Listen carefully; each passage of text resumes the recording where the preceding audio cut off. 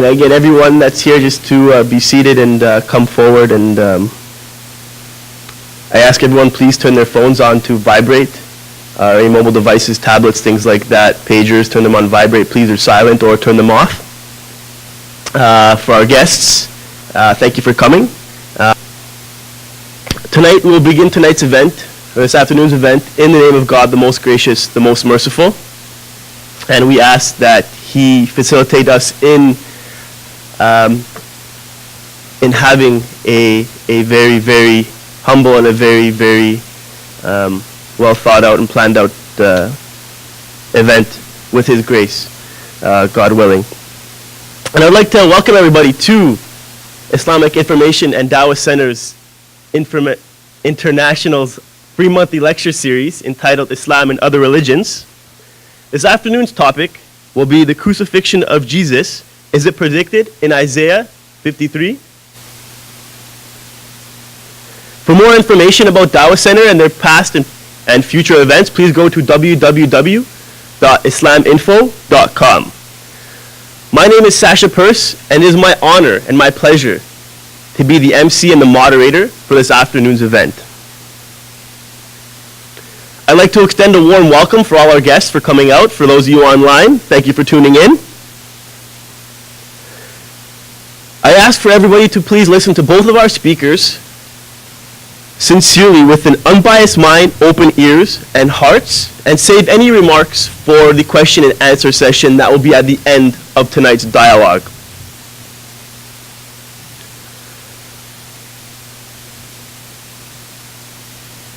At that time, please note that the questions only pertaining and related to tonight's event is the crucifixion of Jesus predicted in Isaiah 53 will be answered, and will, as best as we can, please keep it to that topic, as both of our speakers have prepared for this specific topic. So in all fairness to them, please keep the questions related to this topic.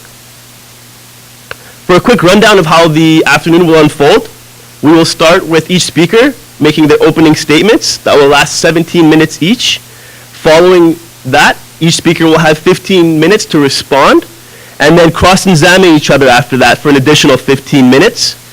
And then the summary statements will last, bringing the dialogue to a close for 7 minutes each. And at that point, we will have the question and answer session. So that's when we get to ask all the questions that we've been saving patiently throughout the dialogue. To my left, or your right, we have Ruggiero.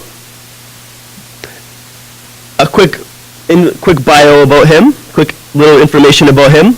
Lou has studied the Bible extensively for over 25 years, has had many public debates with persons of various faiths. He is the author of a number of books, including God of Calvinism, A Rebuttal of Reformed Theology, and many of his teachings can be found on YouTube under Louis Rugg. So that's Louis, R-U-G-G. And that's on YouTube. And then to my right, we have Dr. Shabir Ali, who has a PhD in Quranic interpretations, a master's in comparative religions, and he's been blessed to travel many countries talking about his passion, God, Islam, the Quran, and comparative religion. He appears as the resident speaker weekly on the TV show Let the Quran Speak, and any episodes, past or future, can be viewed at www.quranspeaks.com. So please give our speakers a warm and humble welcome, please. We decided earlier that Louis will go first with his opening statements. If I can have 17 minutes on the clock, please. Good afternoon.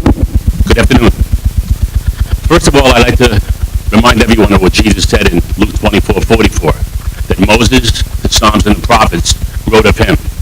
When he said it, he meant it. He really did. And in John 5:39, Jesus also said to search the scriptures. What he meant by that is, things aren't going to always jump out in front of us. We need to search.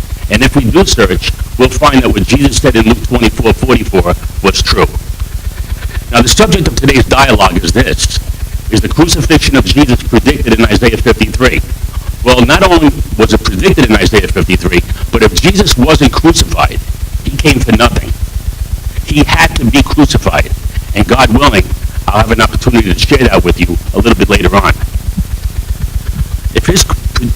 Regarding Jesus' crucifixion being predicted in Isaiah 53, let me remind you of what Peter wrote in 1 Peter 2:24 regarding Jesus, who himself bore our sins in his own body on the tree. Peter goes on to write in this verse, by his stripes we are healed, citing Isaiah 53 verse 6. So was Jesus' crucifixion predicted in Isaiah 53? Peter certainly wrote that it was, and that should be good enough for us. In 1 Peter 2:22, Peter cited Isaiah 53. He wrote, neither was deceit found in his mouth. And in 1 Peter 2:25, Peter cited Isaiah 53 verse 6. He wrote, all we like sheep have gone astray. According to Acts chapter 8, a eunuch is reading a portion of Isaiah 53, and he asked the apostle Philip who the prophet was writing about. Philip told him it was Jesus. And in John chapter 12, verse 37 and 38, the apostle John referred to Jesus as the arm of the Lord, the subject of Isaiah chapter 53, when he wrote this, that the saying of Isaiah the prophet might be fulfilled, which he spake, Lord, who hath believed our report, and to whom is the arm of the Lord revealed? Repeatedly throughout the book of Isaiah, Isaiah uses the term arm of the Lord to refer to Jesus, to refer to the Messiah.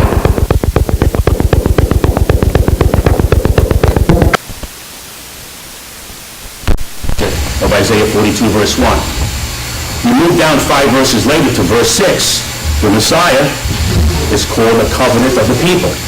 That begs the question, is it possible that the covenant that Isaiah 42:6 is speaking about is the new covenant, when Jesus held up the wine and says, this is my blood of the new covenant, in Luke, Matthew, and Mark. Isaiah 49 pretty much is the same redemptive theme.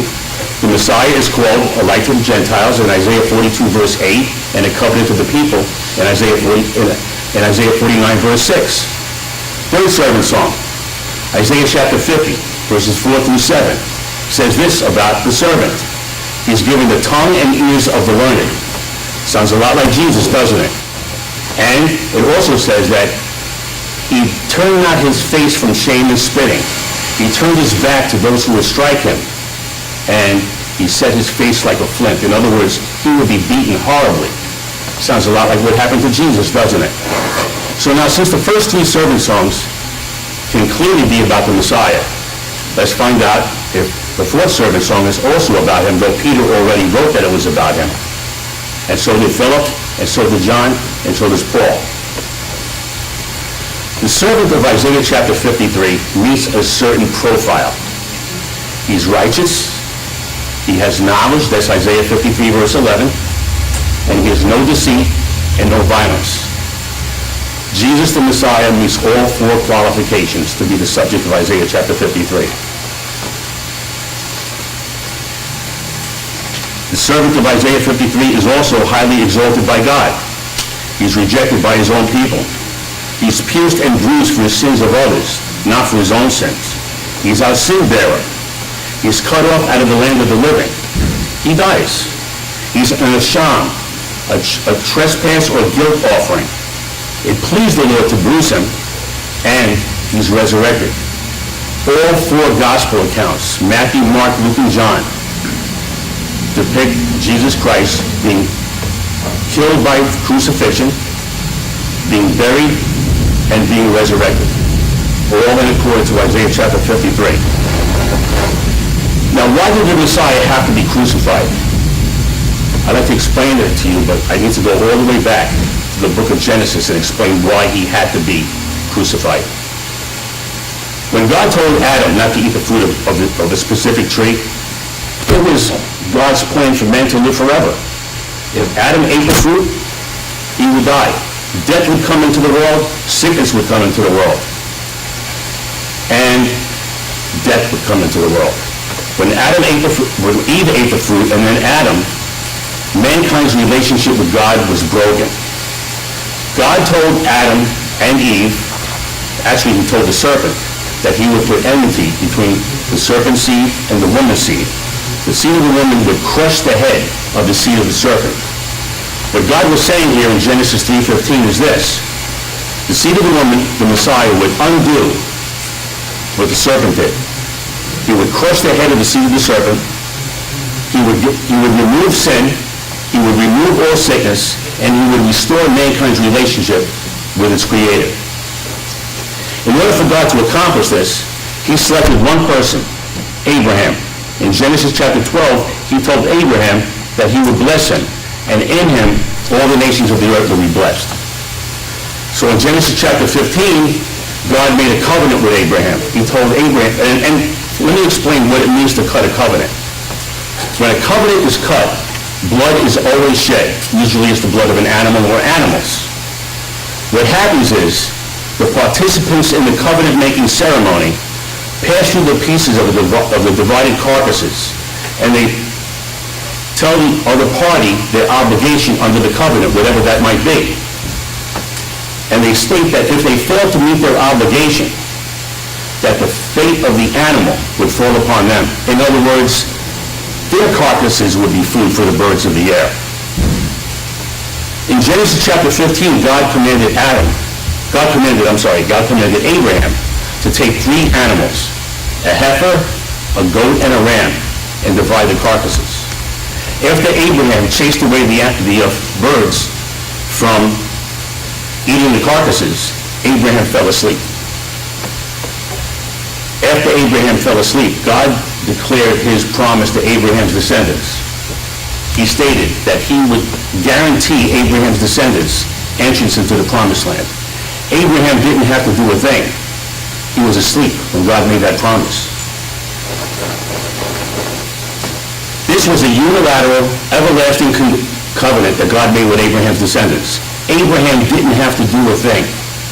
That covenant was passed down to Isaac in Genesis chapter 17 and Genesis chapter 22, and then on to Jacob in Genesis chapter 27 and in other places. Now, we move on to Exodus chapter 24. That's a different covenant. In Exodus chapter 24, God obligates Israel to obey the commandments and statutes that Moses read to them in Exodus chapter 24. They said that everything that they heard, they will do and be obedient. Everything. The blood of the sacrifice was sprinkled on the heads of the Israelites. They were identifying themselves with the carcasses of the animal, because one of the curses that is stipulated of the covenant is found in Deuteronomy chapter 28, verse 26. Their carcasses will be food for the birds in the air. But also, if they didn't obey the covenant, they would be evicted from the land. That's in Deuteronomy 28, 63. In Deuteronomy 6:25, God told the Israelites that they were commanded to do everything that was written in the book of the law. Everything. And in Deuteronomy 27:26, it reads, "Cursed be anyone that continueth not in all things which are written in the book of the law to do them." Now God knew that Israel would sin, that there would be times where Israel would backslide and fall away. So he instituted a sacrificial system whereby animals would take the punishment that the sinner or that the nation, once a year on the Day of Atonement, would deserve. As long as the sinner approached God with a repentant heart, God, by his mercy and grace, would accept the life of the animal in lieu of the life of the sinner, though the life of the animal is kind of an insufficient substitute. But God, by his mercy and grace, would accept that life in lieu of the life of the sinner. If that was the case, everybody would die. So God, by his mercy and grace, did that until the perfect substitute would come along years later. So here we have a dichotomy, a quandary, if you will. How could God obligate Israel to obey commandments and statutes that they could not possibly keep, and that they proved time and time again that they could not possibly keep, while at the same time, in Genesis chapter 15, guaranteeing Abraham's descendants the promised land? How is that possible? He's guaranteeing them on one hand, but he's obligating them on the other to obey his commandments and statutes in order for them to remain in the land. Well, this is how God did it. When the blood of the sacrifice was sprinkled on the heads of the Israelites in Exodus chapter 24, it signified every single Israelite who would ever be born to be placed under the law and under the curses of the law that came with it, including the future Messiah. So what did God do? God took on humanity. He became the Redeemer. He was placed under the law and under the curses of the law that came with it. He lived a perfectly holy and righteous life and became that perfect substitute for his people on the cross. That's what God did. He alleviated them from the curse of the law by being that perfect substitute for his people and fulfilled his obligation under Genesis chapter 15 by providing them a way to the promised land unconditionally. All they had to do was believe. Just like all Abraham had to do was believe in Genesis chapter 15 verse 6. Abraham believed and God accounted him for righteousness. Romans chapter 10 verse 4 says, Christ is the end of the law for everyone that believeth. You cannot be made righteous by law-keeping. You could only be made righteous by believing. Let me get back to the arm of the Lord for the time that I have remaining. Isaiah 59:16 also is written about the arm of the Lord. This is what it says. He saw that there was no man and wondered that there was no intercessor. Therefore his arm brought salvation. The Lord's arm is the only qualified intercessor, and he is the one bringing salvation. The Lord's arm makes intercession in Isaiah chapter 53, verse 12. Who rode into Jerusalem on a donkey, righteous and bringing salvation? Jesus did, in fulfillment of Matthew.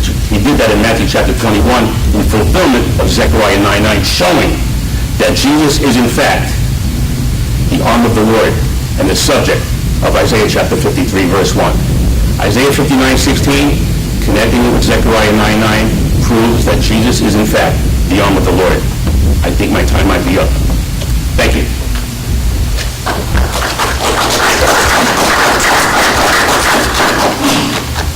Thank you, Louis.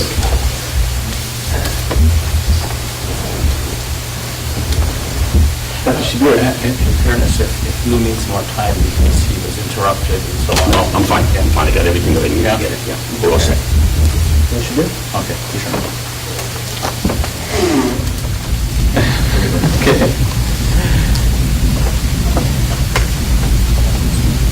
Hello everyone, the peace and the blessings of God be with all of you. I begin by praising our Creator and Fashioner. I say in Arabic, Alhamdulillah Rabbil Alameen, wa salatu wa salam ala Rasulillah. Peace and blessings upon all of God's righteous messengers. And we ask God to have mercy on all of us here today, all of our loved ones, and on all of the people of the entire world. We begin by praising God because without God we cannot accomplish anything. Our very presence here is by the grace of God. Because Lou has had some interruption during his presentation due to the technical difficulties here, I will voluntarily reduce my own speech. Instead of 17 minutes, I'll go with just 15. Just to try in my own humble way to be fair to Lou here. I had offered him some minutes of my own time, but he did not he did not agree to do that. He did not agree to take the extra time. So that's out of his generosity and kindness, and let's say that it takes two hands to clap, and one kindness deserves another. So the idea is not to say much, and we're not here to win a debate. We're here in a friendly dialogue to understand each other. And Lou has driven all the way from near Syracuse, New York. It must have taken you 4.5 hours, Lou, to get here. So I really appreciate the time he is committed to this. And obviously his investment of time and effort and expense to come here shows his sincerity and his conviction that what he believes is true. And he has put before you the reasons for that conviction. So let me, on the other hand, give reasons for my approach to this question. First of all, let me help our Muslim friends here understand how the Bible is composed, because this is crucial. Otherwise, the discussion will not make sense to you. The Bible basically comprises two main sections. Brother Akbar, if it's not being solved, we may as well go without the microphone, and I think this audience is small, they can hear me. The only question is the internet audience, and if that is, I leave that for you to figure out. Okay, can you hear me? Yeah, okay. If you can't, then try to move forward and fill up the front rows, or move your chairs far forward if that helps you. But let's continue that. Two main sections. The Christians call them Old Testament and New Testament. The Old Testament is basically the Jewish Bible.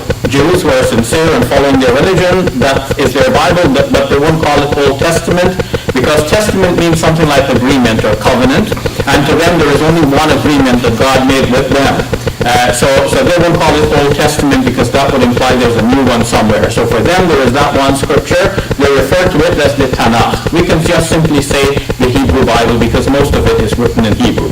And then comes the Christian New Testament. For Christians, God made a new covenant, a new agreement with Jesus, and the books that talk about that new agreement are collected together in 27 smaller documents, together 27 books, within the one book called the New Testament. And now the Old Testament together with the New Testament, these two giant books are combined into one greater book called the Holy Bible. Now, Lou's position is that there is a passage in the Old Testament, which the Jews are reading to this day, that actually tells Jews to believe in Jesus. And Jews, for some reason, are not seeing that that passage actually talks about Jesus and describes in detail how Jesus will live and how he will die, and the fact that he will die for the sins of the people. So this has been Lou's position, and to prove that point, he has cited not only the passage in question, the book of Isaiah, chapter number 53, but other passages of the Old Testament, and he has shown that correspondingly there are passages in the New Testament that give us the same story or the same message. Now, the focus of our talk today should be on the book of Isaiah, chapter 53. So first, the book of Isaiah is credited to a certain prophet named Isaiah, a prophet of the Jews, whose book now Isaiah is in the Old Testament. We're looking at chapter 3 in particular, but as Lou said, there are some other connected chapters that we need to consider. So Lou's position is that this Isaiah chapter 53, which was written some 700 years before Jesus, actually describes the life and death of Jesus. So when Jesus dies on the cross, he dies as already predicted by that previous prophet. The prophet said it will happen, and 700 years later, Jesus came and did exactly what the prophet said. So lo and behold, we have a miracle here, and that proves the truth of Christianity, and for some reason, the Jews don't see it.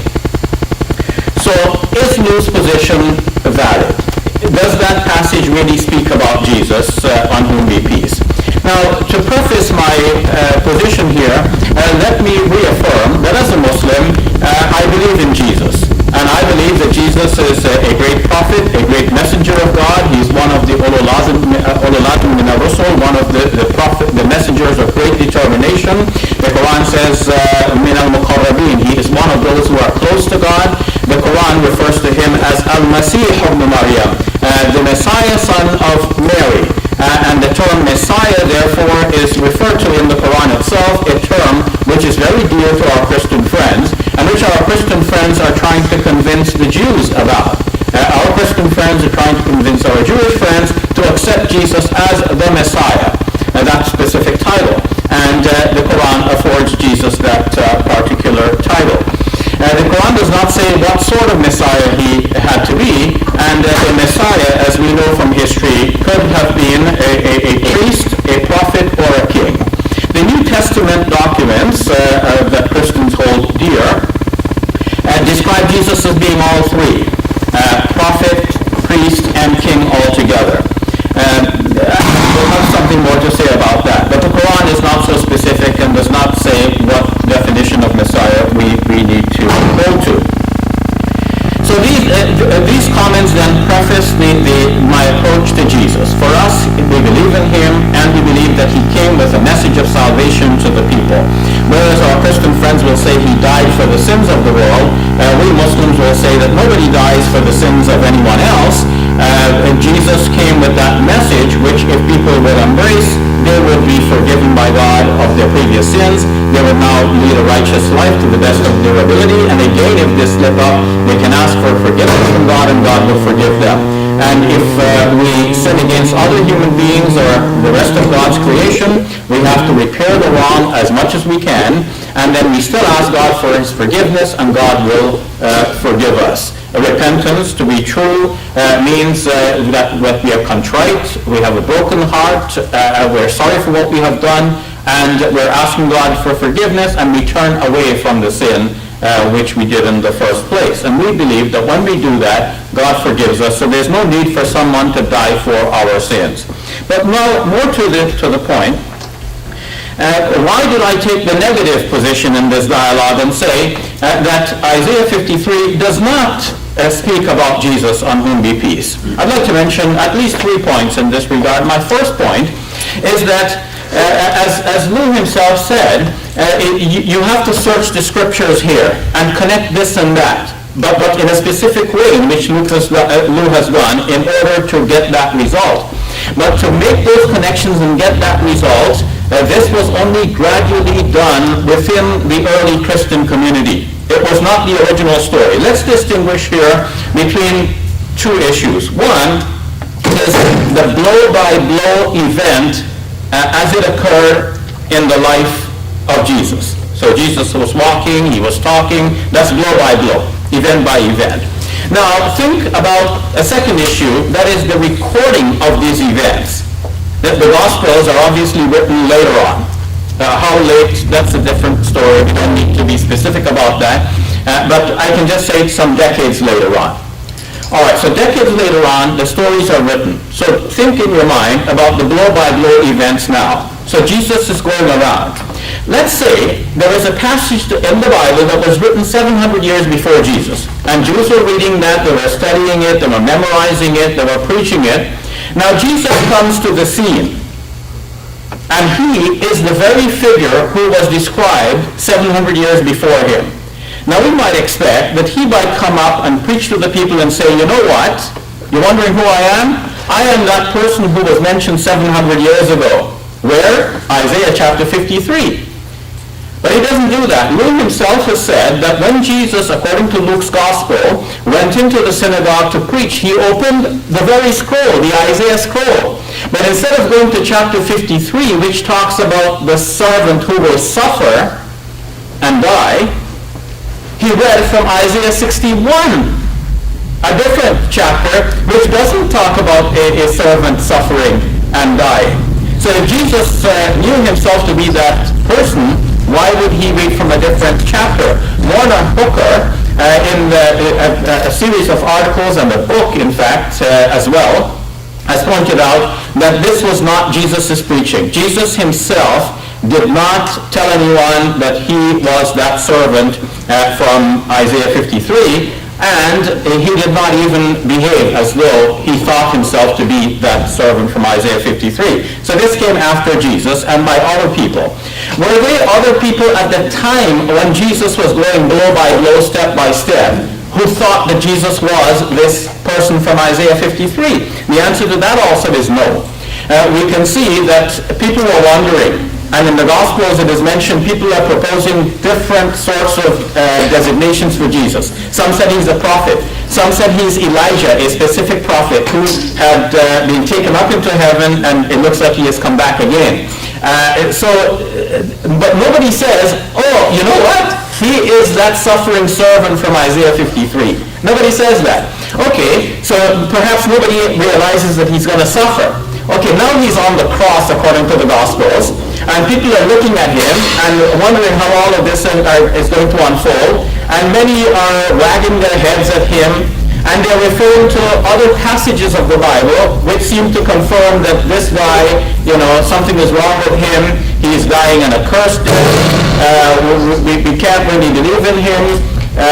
Nobody says that, you know what, it looks like it looks like this must be the suffering servant from Isaiah, because look, he's suffering now. Okay, so our Christian friends interpret Isaiah 53, and not all Christians, but you and other conservative Christians interpret Isaiah 53, and I see 5 minutes, but I'll take only 3 because my pledge to finish at 15 rather than 17. So, when our Christian friends interpret Isaiah 53 as meaning not only that he will die, but also that he will resurrect again from the dead, and now this is a perfect time for the disciples of Jesus to think, oh, now that he has died, the next thing is that he's going to resurrect from the dead, according to Isaiah 53. But even now, it is clear that the disciples of Jesus were all taken by surprise. They were all confused. They didn't know what to make of this. They forsook him and fled. They might have gone back to Galilee. It only so happens that eventually Jesus began to reappear to them, and they gradually became convinced that Jesus had been raised from the dead, according to the Christian stories. So it is a gradual realization that Christians arrived at. It's not the original story. Now, 2 things helped that Christian realization, or came hand in hand with the development of Christian ideas that are worthy of note here. One, I have to be very brief for the lack of time. One is that the Christians rewrote the story of the blow-by-blow events in the life of Jesus to make it match Isaiah 53. So Isaiah 53 indicates something about this servant dying with the rich, or making his grave with the rich. So what does Matthew do? Matthew tells us that Joseph of Arimathea was a rich man, and it is in his tomb that previously was unused, that in which Jesus was laid. So now Christians can say, see, it says that his tomb will be with the rich, and now Matthew says that the tomb was actually that of a rich man, so the two match. But the two did not match blow by blow. In fact, scholars believe, it only matches because Matthew contrived the report to make this match. So it's not like something was said in advance and then it was actually done in fact. It is something was said in advance. It wasn't necessarily done in fact, but Matthew wrote about it as though it was done in fact. The second development among Christians was the development of the idea of the atonement, that Jesus not only died, but he died for the sins of the world. So there are 2 questions. Did he die? That's a question in itself. And second, if he did die, was that for the sins of the world? When Christians came to believe that he died for the sins of the world, naturally they connected that belief with Isaiah 53. Now, modern scholarship does not actually go with what Lou has presented. Since the Middle Ages, Christian scholarship has moved away from that idea that Jesus is a fulfillment of Isaiah 53, and they have proposed other interpretations, which in the rebuttal phase I will have a chance to elaborate upon. Thank you all very much for your patient listening.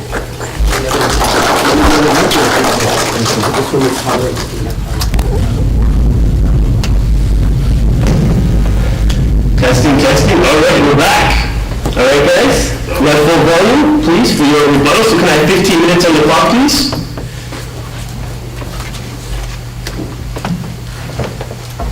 Thank you. I have a little bit on my plate. Shabir has not mentioned who he thought the servant of Isaiah 53 was, so I'm going to take a little bit of liberty, but I'll do that in a little bit. A couple things I want to say. The Bible doesn't teach that one person would be prophet, one person would be priest, and one person would be king.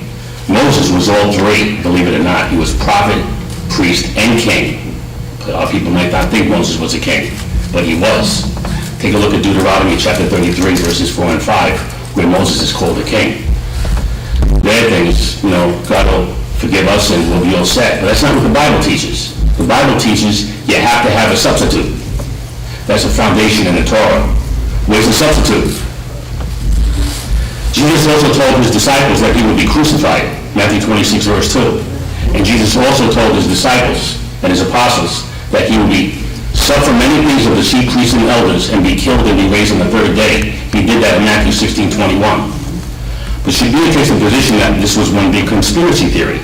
Matthew kind of embellished Jesus' life and tried to fit Jesus in the Old Testament and the Hebrew Scriptures. But what I think my friend Shabir fails to realize is that the Messiah would come exactly when he was supposed to come. He would come in fulfillment of the prophecy found in Daniel chapter 2, verses 35 and 45. God would establish his kingdom during the days of the Fourth Empire, which I think Shabir will probably agree would be Rome. Babylon, Persia, Greece, and Rome. Jesus fulfilled that. The Messianic kingdom was established in the days of the Roman Empire. Also, Jesus came in fulfillment of the 70 weeks of Daniel prophecy found in Daniel 9:24 through 27, where he provided reconciliation for iniquity, i.e., atonement for sins. So, Jesus came exactly when he was supposed to come. He fulfilled the requirement by providing reconciliation for iniquity 40 years before the temple was destroyed in 30 CE. The temple was destroyed in 70 CE. 40-year testing period coincides with the 40-year testing period that Israel had in the wilderness. And also, in the Babylonian Talmud, in Yom 39b, God did not accept the sacrifices on the Day of Atonement. He rejected them. There was various litmus tests that were done for that 40-year period. Well, it was done even before then. But it is written by the rabbis that God rejected those sacrifices. They all the tests came up negative. Is it possible, begs the question, that the reason why God rejected those sacrifices was because Christ was the final sacrifice? Unless Shabir wants to make the argument that the rabbis were also involved in this collusion. There's no proof of any collusion. Maybe Jesus fits the scriptures perfectly. Is it a collusion, or Jesus fit the scriptures perfectly? I want to read something for you, written by a rabbi in the 15th century regarding Isaiah 53. Rabbi Moshe Cohen Ibn Crispin in the 15th century wrote this: "The prophecy in Isaiah 53 was delivered by Isaiah at the divine command for the purpose of making known to us something about the nature of the future Messiah, who is to come and deliver Israel, and his life from the day when he arrives at discretion until his advent as a Redeemer, in order that if anyone should arise claiming to be himself the Messiah, we may reflect and look to see whether we can observe in him any resemblance to the traits described here. If there is any such resemblance, then we may believe that he is the Messiah, our righteousness. But if not, we cannot do so." From these words from Rabbi Moshe Cohen Ibn Crispin, it makes me wonder, if he read the New Testament, he probably would have become a Christian. The rabbis believed Isaiah 53 was about the Messiah. The Targum Jonathan, the earliest Targum, begins Isaiah 52:13, "Behold my servant, Messiah." Rabbi Moses ben Nachmanides wrote in the 12th century, "The right view respecting this parasha is to suppose that by the phrase my servant, the whole of Israel is meant, as in Isaiah 44:2, 49:3, and often. As a different opinion, however, is adopted by the Midrash, which refers it to the Messiah. It is necessary for us to explain it in conformity with the view there maintained. Even Rabbi Moses Maimonides, one of the greatest and most highly esteemed rabbis, claimed and cited Isaiah 53 in his letter to Yemen, referring to the Messiah, though these rabbis didn't believe it was about Jesus. Rabbi Don Isaac of Abarbanel in the 15th century said this: "The first question is to ascertain to whom it refers, for the learned among the Nazarenes, as the Christians, expounded of the man who was crucified in Jerusalem at the end of the second temple, and who, according to them, was the Son of God, and took flesh from the Virgin's womb, as is stated in their writings. But Jonathan ben Uziel interprets it in the Targum of the future Messiah, and this is also the opinion of our own learned men in the majority of the Midrashim." Rabbi Moshe al-Sheikh, 16th century rabbi, said this about the Messiah: "Our rabbis with one voice accept and affirm the opinion that the prophet is speaking of the King Messiah, and we shall ourselves also adhere to the same view." So the rabbis affirm what the New Testament teaches. In fact, I'd like to read for you a source that was written in 845 CE. "The Holy One, blessed be he, will tell him, that's the Messiah, in detail what will befall him. There are souls that have been put away with thee under my throne, And it is their sins which will bend you down under a yoke of iron and make you like a calf whose eyes grow dim with suffering, and will choke thy spirit as with a yoke. Because of the sins of these souls, thy tongue will cleave in the roof of thy mouth. That's citing us Psalm 22. Art thou willing to endure such things? The Messiah will say, Master of the universe, with joy in my soul and gladness in my heart, I take this suffering upon myself, provided that not one person in Israel perish, that not only those who are alive be saved in my days, but that also those who are dead, who died from the days of Adam up to the time of redemption, and that not only these be saved in my days, but also those who died in abortions, and that not only these be saved in my days, but all those whom thou doest to create but were not created. Such are the things I desire, and for these I am ready to take upon myself whatever thou decreest. You might say, Luke, this is a Christian source. No, it's not. It's a rabbinic source. What a plug for the New Testament. This was written 800 years after Jesus was crucified, and yet the core, the heart and soul of rabbinic Judaism, which is so antithetical to Christianity, couldn't escape the fact what the Messiah would do. I'm going to take a little bit of liberty because I know about 9 years ago, someone asked Shabir who Isaiah 53 was about. He was in South Africa at the time. Shabir said it was about Israel. I don't know what his position is today, but he hasn't stated what his position was, so give me a little liberty. It can't be about Israel. Israel doesn't meet the profile. Israel is not righteous.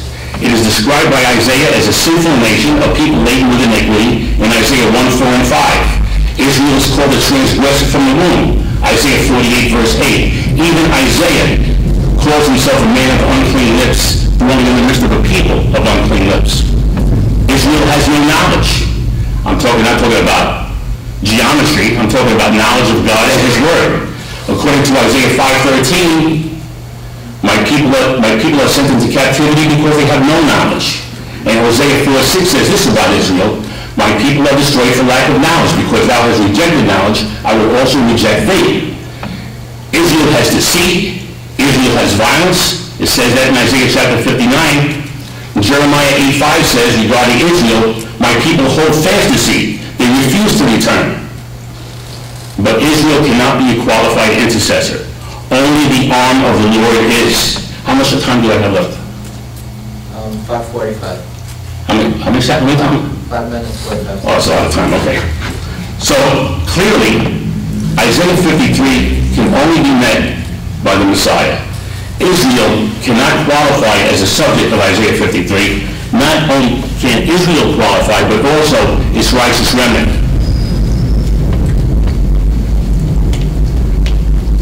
The Bible interprets itself. We don't need to claim, with all due respect to my friend Shabir, any conspiracy theories. We use the Bible to interpret the Bible. I know what the Torah says, and I'm not going to come against what the gentlemen, most of you gentlemen and gentle ladies in here believe about the authenticity about the Quran. But the Bible teaches differently from what the Quran teaches with respect to a substitute. You have to have a substitute. That's the foundation in the Torah. I also want to remind all of you that John calls the Messiah, Jesus, the arm of the Lord.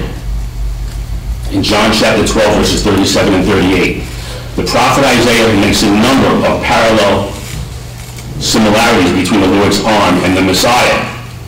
If Jesus is the subject of Isaiah 53, verse 1, when you read the rest of the chapter, literally, you can't help but come to the conclusion that he's the subject of the chapter. He dies, he's cut off out of the land of the living, he's resurrected. Isaiah 53:12, God gives him an inheritance.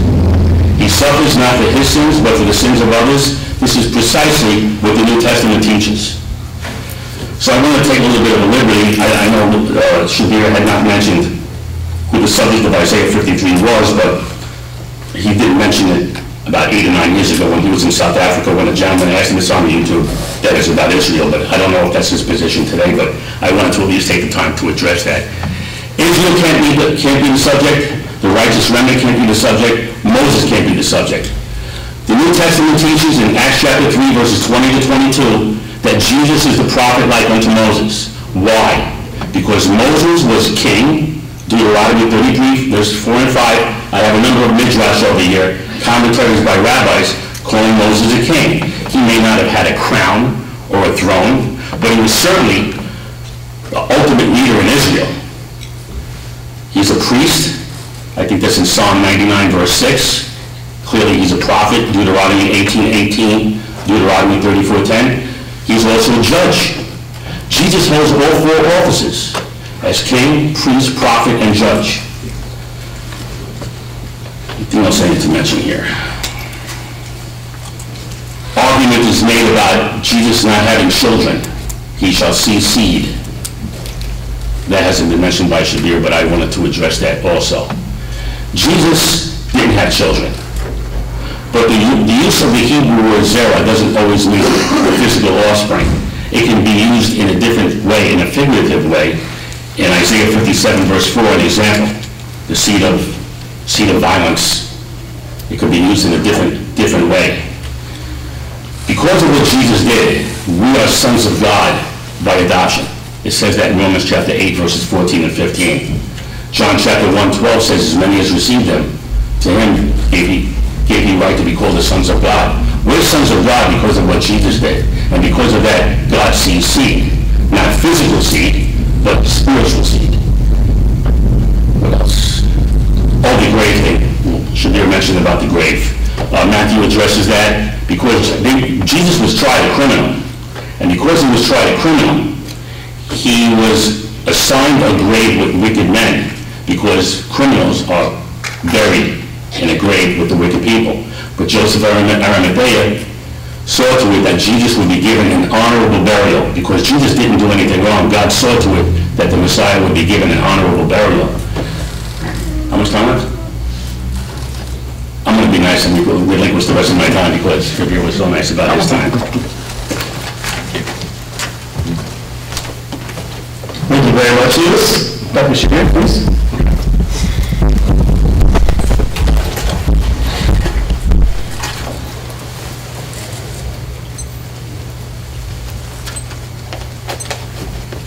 Trying to set my timer here because I like to go by my own time. And here, hopefully this does it. No.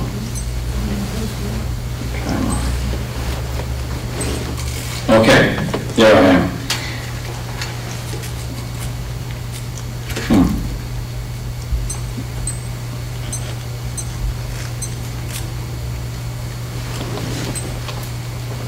Okay.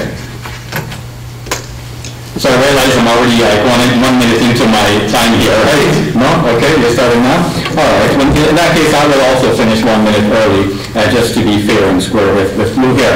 So Lou, thank you very much for that engaging response. Lou took careful notes of what I said and what I didn't say, and he came and spoke in reference to those points. So Lou is asking, who exactly then is that suffering servant? Notice that the position I'm taking is the negative one in this dialogue, and that just simply means that I'm saying that Jesus is not that person who is described, or whatever is being described in that previous passage. It is not my position that person X is the one described there. In other words, the burden of proof is not on me to show who is that person. The burden of proof, given the topic, is for Lou to show that it is Jesus, and for me to show that it is not Jesus. It is not my burden to show that it is someone else. Nevertheless, I will answer Lou's question. Christian scholars who write about this nowadays generally say that the passage that we're looking at in Isaiah is very vague. Its authorship history is obscure, and sometimes within the passage itself there is a shift of speakers. You can't always be sure who is speaking and saying what. And sometimes the text itself is not dependable, and some emendations have to be proposed. And with all of these questions in mind, the result is that you cannot be certain as to who this passage is referring to. So various proposals have been made. And the most detailed treatment of this is in this book entitled Second Isaiah by John Mackenzie.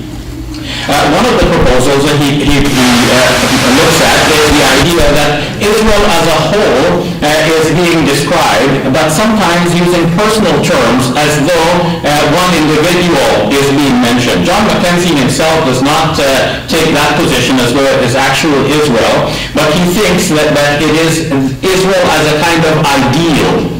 To which the corporate Israel itself must live up to, and perhaps there will be individuals over time who will also live up to that ideal. Now this is a commentary on 2nd Isaiah, one part of the book of Isaiah that contains the passage that we're looking at. You can see it's a hefty volume, part of the Anchor Bible series. It's serious scholarship. Now, another book is a commentary here on the entire Bible. This is the Eerdmans Commentary on the Bible by James Dunn and Rogerson. The chapter on Isaiah is written by Margaret Barker. And she takes the position that the person referred to here is Hezekiah, a Jewish king who suffered from some kind of skin condition. And she links that with the Isaiah 53 passage because the suffering servant that is being described there apparently suffers from a skin condition. So she sees that this is the fitting correspondence between somebody who lived 700 years before Jesus and is being described in a document that was also written presumably 700 years before Jesus. Aside from this, various scholars have proposed numerous other individuals. Some 20 different individuals have been named as possibly fitting this passage. And that is because the passage is poetic, it is vague, and the references change from one speaker to another, and one cannot be certain as to who the passage refers to. As for the certainty which Luke has demonstrated that this certainly refers to Jesus, John Mackenzie, in his commentary in the Anchor Bible, says definitely this is not referring to a King Messiah, which Christians believe Jesus to be. And now, what about the idea that the Messiah could be all three, as Lou said? I never disputed that. A Messiah can be all three. He could be priest, he could be prophet, he could be king. However, Jesus could not have been the King Messiah that was expected at the time and yet be a priest. Because the King Messiah that was expected at the time, let me put it a different way. I think I said that the wrong way. Jesus could have been a priest and could have been a prophet and could have been a King Messiah. But it is clear that he was not the King Messiah of the type that was expected at the time. At the time, Jews were waiting for a liberator to free them from under Roman rule. The Messiah would come in, he would fight against the Romans, he would take over power from them, and he would institute the kingdom of God on earth. The law of God would be the ruling entity. But Jesus obviously did not do that. And this is a strong objection that our Jewish friends launch against Christians. They say that you say that Jesus was that King Messiah. Okay, so he must have ruled. No, he didn't rule. He will rule when he comes back. So that our Jewish friend says, okay, when he comes back and he rules, he will prove that he is the ruler that we were expecting. And when he proves that he is the ruler that we were expecting, then we will believe in him. So you see, our Jewish friends have a strong point given the Christian story. Muslims will come in and say, well, the Quran came as a fresh revelation from God telling us about Jesus, and we ourselves have every reason to believe in Jesus, and we convey the same reasons to our Christian and Jewish friends. And we say that our Jewish friends are not right to reject Jesus, but we say that based on the Quranic revelation. But if all we had was the Christian story, we would have to concede it looks like our Jewish friends have a good point here. And it looks like the moment he claimed to be a ruler, he was actually killed, executed by the ruling power at the time, then obviously he wasn't a ruler. Now, to continue then, I believe there is a serious flaw in Lou's presentation, and I hope he will forgive me for putting it this way. See, Lou, basically from everything he has described, except for one thing, he starts from a Christian conservative position. Which joins text with text, treating the text as they are, as though everything here is the Word of God, and one comments on the other. That's the whole of his presentation except for one point. The one point is he cited Bernard Doom from the late 19th century, who said that we are dealing here with 4 servant songs, Isaiah 53, which is the subject of our dialogue tonight, being only one of these songs.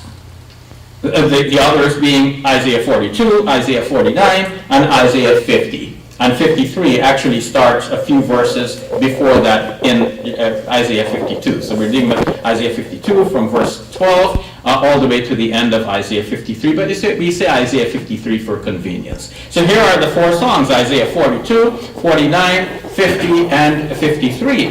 Now, Doom, in taking that position, he actually holds that the whole book of Isaiah as we have it now, comprising of 66 chapters, were not all written by the original prophet Isaiah who lived 700 years before Jesus.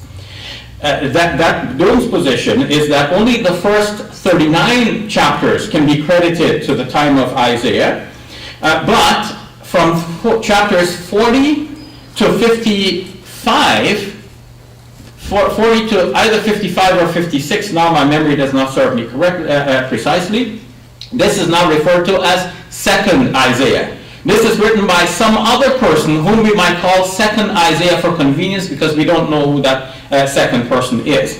And then the remaining chapters to the end of the book are written by a third Isaiah. And again, we don't know who this is, and maybe not one person but a group of disciples who wrote these documents together. And it is this third Isaiah that wrote the 4 servant songs and inserted them into second Isaiah. So we have 4 songs which are written by the third Isaiah and inserted into the second Isaiah, whereas the first, second, and third are all credited to the original first Isaiah. So this here is a critical scholarship that does not actually go with the rest of Lou's presentation, because once we are aware of this critical scholarship, you can go back and speak as though everything here is the Word of God and text is interpreting text. Moreover, Bernard Doom, remember my point about Hezekiah? According to this book, it was Hezekiah, a certain Jewish king who had a skin condition, who fits that prophecy. Well, according to Bernard Doom, taking seriously the point that in Isaiah 53, the one who is spoken of as this suffering servant suffers from a skin condition, Bernard Doom proposed that the one it refers to is some unknown person at the time of second Isaiah. Some unknown person. So, but not Jesus. So you cannot join the 2 positions together. I believe that this is a flaw in Lou's argument. I'm sure that during the cross-examination phase, this will come up again and we'll have a chance to discuss it with Lou. Now, Lou's position suffers also from the question of taking the texts literally as they stand, because as they stand, if you take them literally, they do not actually refer to Jesus. We said that there are 4, right? And Lou has named them. One of them is Isaiah chapter 49. Isaiah chapter 49, verse number 3, specifically calls the servant Israel. So Israel, according to that passage, is the servant that is being discussed here. So if that is the same servant in all of these passages, then he's also the servant of Isaiah 53, which is the subject of our discussion tonight. And you cannot say that this is actually Jesus when he's so specifically named as Israel, if you're taking it literally, as Lou is taking the passages of the Bible. Moreover, in Isaiah 53, it says that they will be this person that is being spoken about will do no violence. And Lou made a point about that. But of course, if one reads the New Testament, one will see that there is an occasion, at least, on which Jesus actually did do some violence. When he went into the temple, overthrew the tables of the money changers, and he drove out the money changers with a whip of cords. And then there's a question of deceit. Of course, for Muslims, Jesus is an honest person. He is God's messenger, and everything he said is true. But if we put aside the Muslim belief for a moment, and we actually look at the New Testament shows on one occasion that Jesus said he is not going up to the feast, and then he went quietly. So this is in John chapter 7, I believe, maybe verse number 39. But again, my memory is not up to par today. We can always check that out later on. Some of the scribes, looking at that passage in the Greek text as they're copying it, were not happy with the way it said. So when it says Jesus said, I am not going, and then he actually goes, that shows a kind of a contradiction between saying and doing. So they changed it to read, I am not yet going. So that means if he goes later, there's no problem. But of course, once we know that that's not the earliest manuscript, we realize that there is a problem. So this passage does not fit Jesus. Now, Lou addressed the question of whether Jesus had offspring. Of course, the Christians hold that Jesus did not have offspring. And this passage in Isaiah 53 uses the term zerah, which usually means a physical seed, like, from father to child, that he should have physical offspring. And Lou says, well, there's another place where it is used metaphorically. Maybe so. I don't know enough Hebrew to know that. But if that is an exception where it is used metaphorically, how do we know it is used metaphorically? Because it cannot be taken literally in that particular instance. But in this instance, how do you know it cannot be taken literally? Because Lou is starting with the presupposition that it refers to Jesus, and then he's saying, well, you can't take it literally because Jesus didn't have offspring. But that means he's assuming the very thing that he has to prove. He has to prove that this refers to Jesus. He cannot start by assuming that it refers to Jesus. If you don't start by assuming that it refers to Jesus, and you now look at what it says, literally, and we are talking about a person here who will have offspring, and obviously this does not refer to Jesus. Moreover, when we look at the passage in Isaiah 42, which is the first of the servant songs, it actually says that the servant is blind. And later on in Isaiah chapter 42, starting with verse number 18. So if it says that the servant is blind, and you say that this refers to Jesus, then how did the two match? Because Muslims and Christians will agree that Jesus was not blind to the truth. And those who say that this refers to Israel can have a point that Israel, during the period of captivity, was in this state of despair and perhaps questioning of God's plan for them, that they might be described as being blind at that time, but of course God will give them insight and vision later on, and then use them as his instruments for promoting especially monotheism to the rest of the world, which the collection of writings called Second Isaiah actually do very well in promoting monotheism. You'll find in Isaiah chapter 43 onwards very succinct statements, some of which can translate to the kalima of Islam, La ilaha illallah. The idea that Jesus died as a substitute for the sins of the world is not actually found in these passages, and this is a later Christian idea that is now read in correspondence with these passages to show that there's a match, but in fact, in the deep down, there is no match, and the Old Testament is against the idea that somebody else can die for your sins. Thank you very much.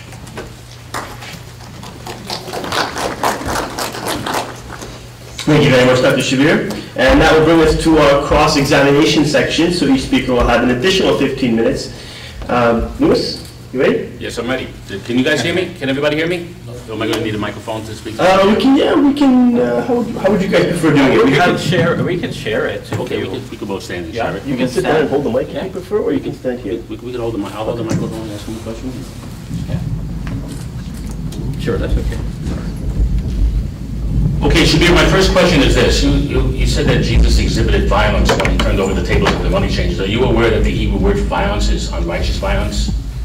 Are you aware of that? And that when Jesus turned over the tables of the money changers, he said, it is written, my house shall be a house of prayer, and you have made it a den of thieves, that Jesus was basically exhibiting righteous indignation. Are you aware that the Hebrew word Hamas means unrighteous violence? I have to admit my ignorance there. No, I was not aware of that. I don't know that much Hebrew. But I will say this, that when the word violence by itself is used, it is obviously an interpretation that it is unrighteous violence. If we say that this person will not commit any violence, we mean any kind of violence. It's not like this person will not commit violence, and now we're wondering, okay, but Jesus did commit some violence, but now you're excusing that as saying it is righteous violence. No, you cannot assume, here's the circular reasoning part, you cannot start by assuming that it refers to Jesus when obviously we know that Jesus committed some violence, and this passage is saying that he will commit no violence. Whether righteous or unrighteous, it does not specify. Well, the point I want to make, Shabir, so you know, is that Hamas means unrighteous violence. That's the definition of the word. So that's the point I want to make. My second question is this. You said that Isaiah 42 speaks about a blind servant. Is it possible that Isaiah 42 speaks of two servants?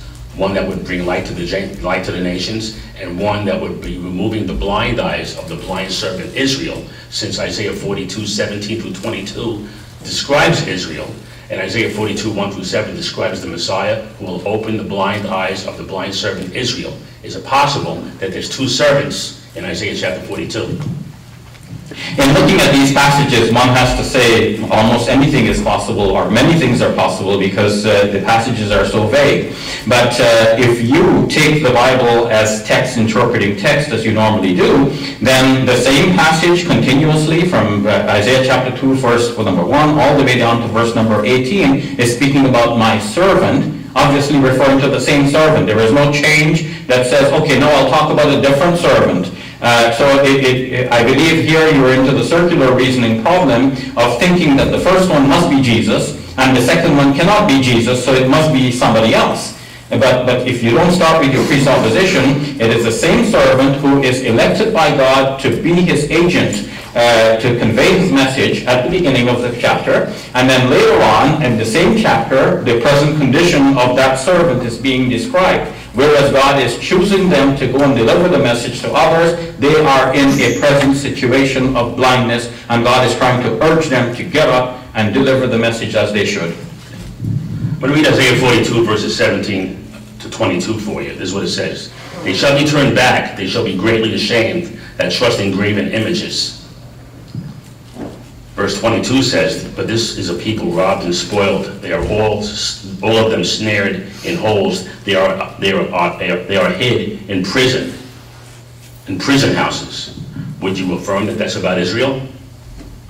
Well, the passage has the obvious description of Israel in captivity, and this lends support to those who say that all of the servant passages are actually, at least in these four servant songs, that they are actually references to Israel. Yes. Okay.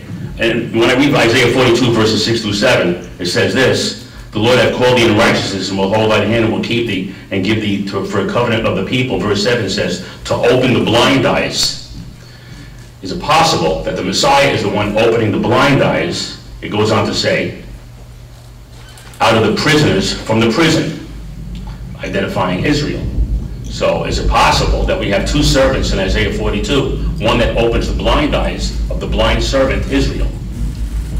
So, the realm of possibility is very wide. So if your question is something possible, the answer has to be, well, why not? Almost anything seems possible. But if we're asking what is plausible and what is a reasonable way of reading that chapter and the rest of the servant songs, the reasonable way within the context in what we know from the history is that Israel was in captivity sometime after Isaiah, the first Isaiah, and in fact Isaiah chapter 39 speaks about this almost happening, ready to happen. Then Israel is in captivity, and Israel is being told during that period of captivity that they have a message to deliver to the others. They're not to despair, they're suffering because of the actions of others, but they should rise up and give the message. God will deliver them from this situation of despair and use them as agents for his message. So they all fit together in a coherent argument that says that these passages are references to Israel as the servant. There is no need for two servants. So while if your question is it possible, then the answer has to be, well, almost anything is possible.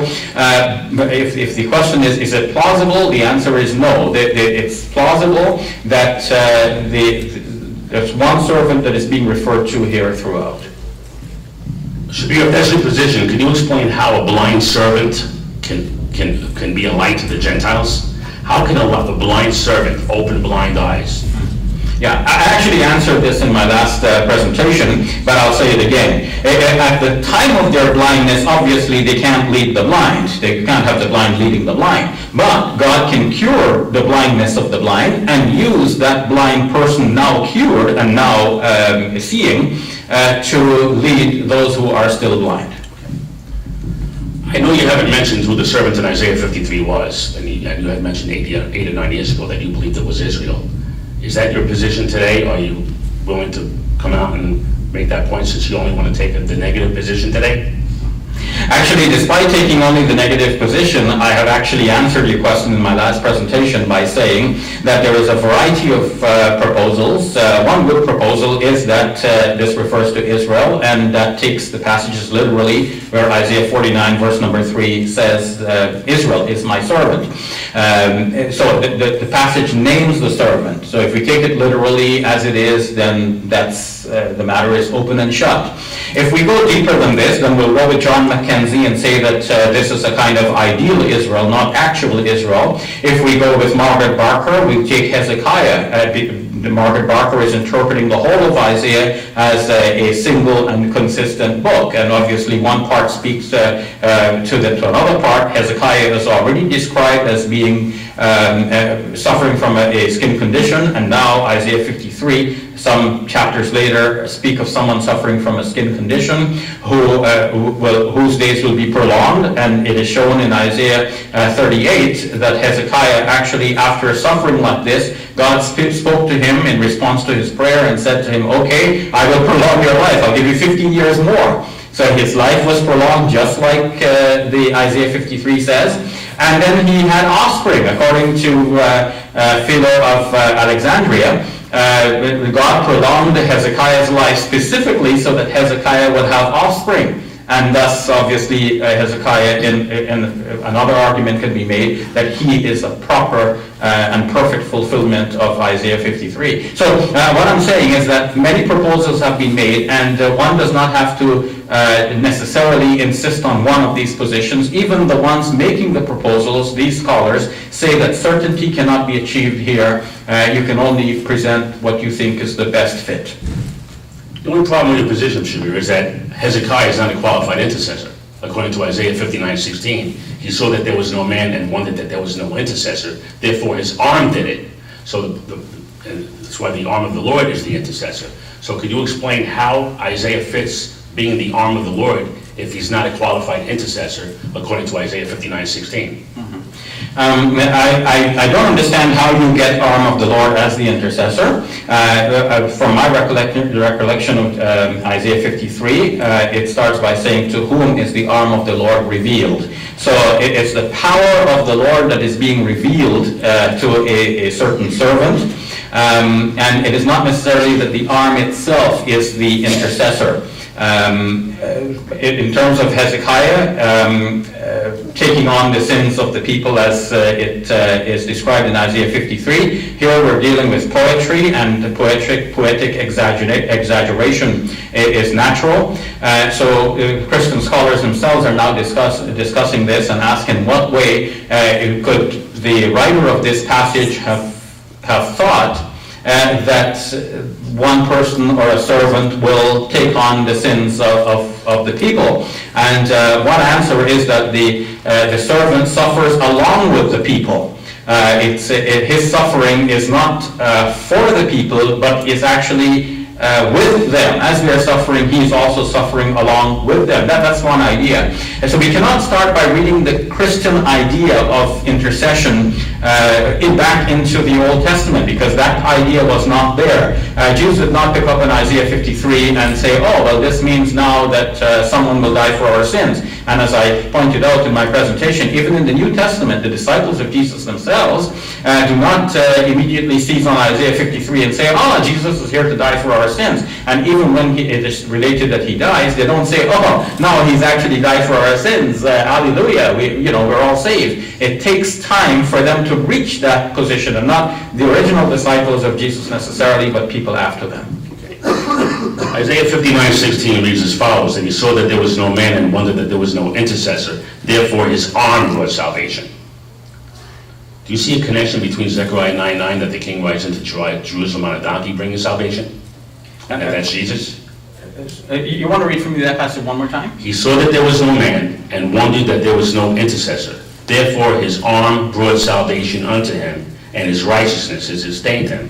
Okay, I asked you again because I thought you were going to read from Isaiah 53, but you're reading from Isaiah 59. It's about the Lord's arm. Okay, It's the Lord's arm. okay, but here now we're not dealing with Isaiah 53 anymore, we're dealing with Isaiah 59. Right. And if we're looking at the four servant songs, my question to you is which principle are you applying and interpreting? Are you using a critical principle as advanced by Bernard Doom and followed so widely by Christian scholarship nowadays? Or are you following the conservative Christian way of joining text with text regardless almost where they come from? So Isaiah 53 automatically joins with 59, whereas you yourself have said that there are four servant songs that end with 53. So how do we get to 59 here? Get to 59 because the 59 explains the Lord's arm, and the Lord's arm is the subject of Isaiah 53. Okay, but let me continue. Do you have an actual position for the suffering servant in Isaiah 53, or are you being non-committal? Do you yourself, being a Muslim, knowing that people are going to approach you with, Shabir Ali, what is your position? Who can Isaiah 53 be about? Because the New Testament says it's about Jesus. Do you have a position on Isaiah 53? My position is that one does not have to have a position regarding Isaiah 53 as to whom it specifically talks about, because as the Christian scholars are explaining, there is a wide variety of proposals. Each one of these proposals have some probability of being true, and you cannot insist on any one particular position. So to say that it is Israel, this is a good position because it says literally in the text, Israel is my servant, chapter 49, verse number 3. To say that it is Hezekiah, as Margaret Barker has argued, this is a good position because Hezekiah is mentioned in the same book a few chapters earlier, and the historical narrative there somehow is inserted into the rest of the flowing poetic text. So it looks like Isaiah 53 is referring back to chapter 38 and speaking about the same Hezekiah, but one cannot be certain. And many other persons have been proposed. John Mackenzie has argued at length that this is referring to the ideal Israel. That too is a proposal that is worthy of consideration. So with all of these proposals in mind, it would be foolhardy for a person like myself who is not of that level of scholarship to take a specific position. But the position that I do take is that this Isaiah 53 is not a reference to Jesus. Last question, probably have time for one question. Are you also aware that Jesus fulfilled the 70th week of Daniel prophecy by making reconciliation for iniquity and God establishing his kingdom during the days of the Fourth Empire, according to Daniel chapter 2, verses 35 and 45?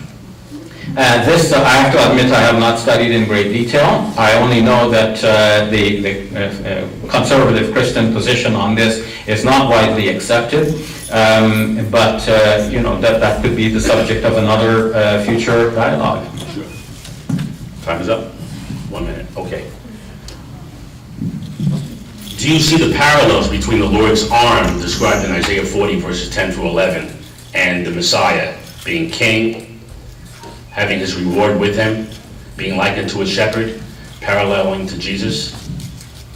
I don't see that the passages which are generally referred to, either as the Lord's arm in chapter 40 of Isaiah or the other passages that you mentioned, actually being a clear reference to Jesus. These are all vague references. They could refer to a variety of persons, and maybe in one way you can refer them to Jesus, but by themselves these passages do not help to establish in a significant way the Christian belief that Jesus is the Messiah from God. I believe that the best way of establishing that Jesus is the Messiah of God is the Quranic route, because the Quran is free from the contradiction of saying that Jesus was a king Messiah and then it turns out he wasn't a king. The Quran does not say what kind of Messiah, and so Muslims are open to thinking that Jesus was a prophet and therefore a Messiah. Okay. Okay, Shabir, it's time to ask me questions, or do you want to take the mic? Sure, whatever. Okay. I think we can just switch, so another 15 minutes on the clock, please, and Dr. Shabir.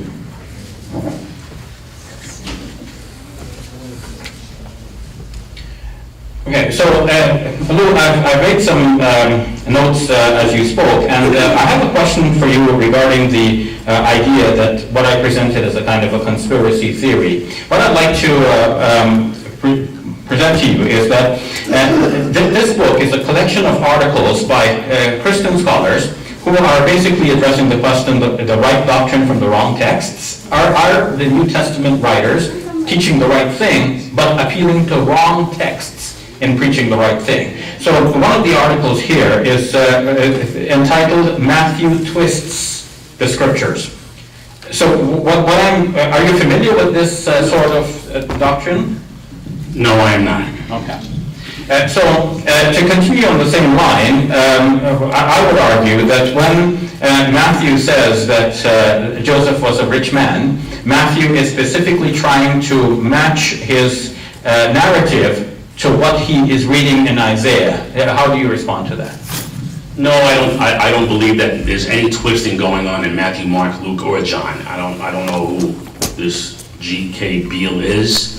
If he or she is identifying him or herself as a Christian scholar. I don't know any Christians who would go ahead and attack the credibility of the New Testament, saying that Matthew twisted anything. Just so we don't credit an article to the wrong person, Beale is the anthologist, but the writer of the article in question is S.V. McCaslin. So that just to let you know, for the record. Now, you mentioned Zechariah and the prophecy about Jesus riding into Jerusalem on a donkey. Are you aware that it is only Matthew's gospel that mentions two donkeys? No, I'm not. Okay.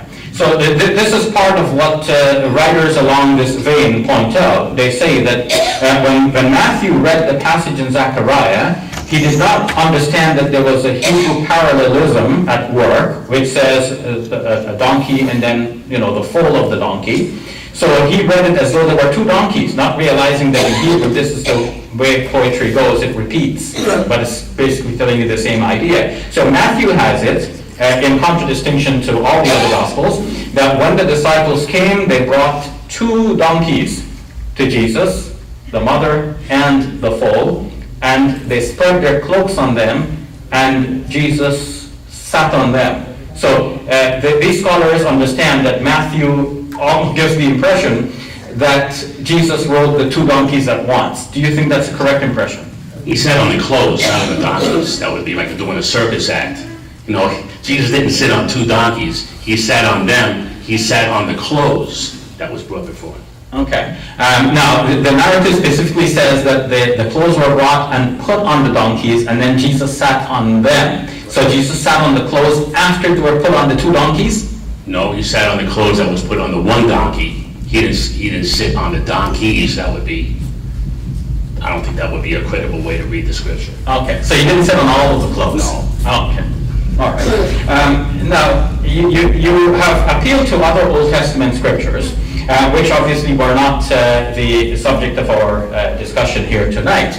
But are you aware that if we are to open up this discussion to other scriptures, that Ezekiel chapter 18 specifically throughout the chapter says that it is the one that sins, that's the one that will die. So doesn't that contradict your view that Jesus died for the sins of the wicked? Actually, no, it doesn't. The soul that sins would die, and someone cannot redeem someone else. That's why God had to do it. In fact, Psalm chapter 49, verse 7 and 15 says this, and I'm going to go to Psalm 49, verse 7 and 15. It says this: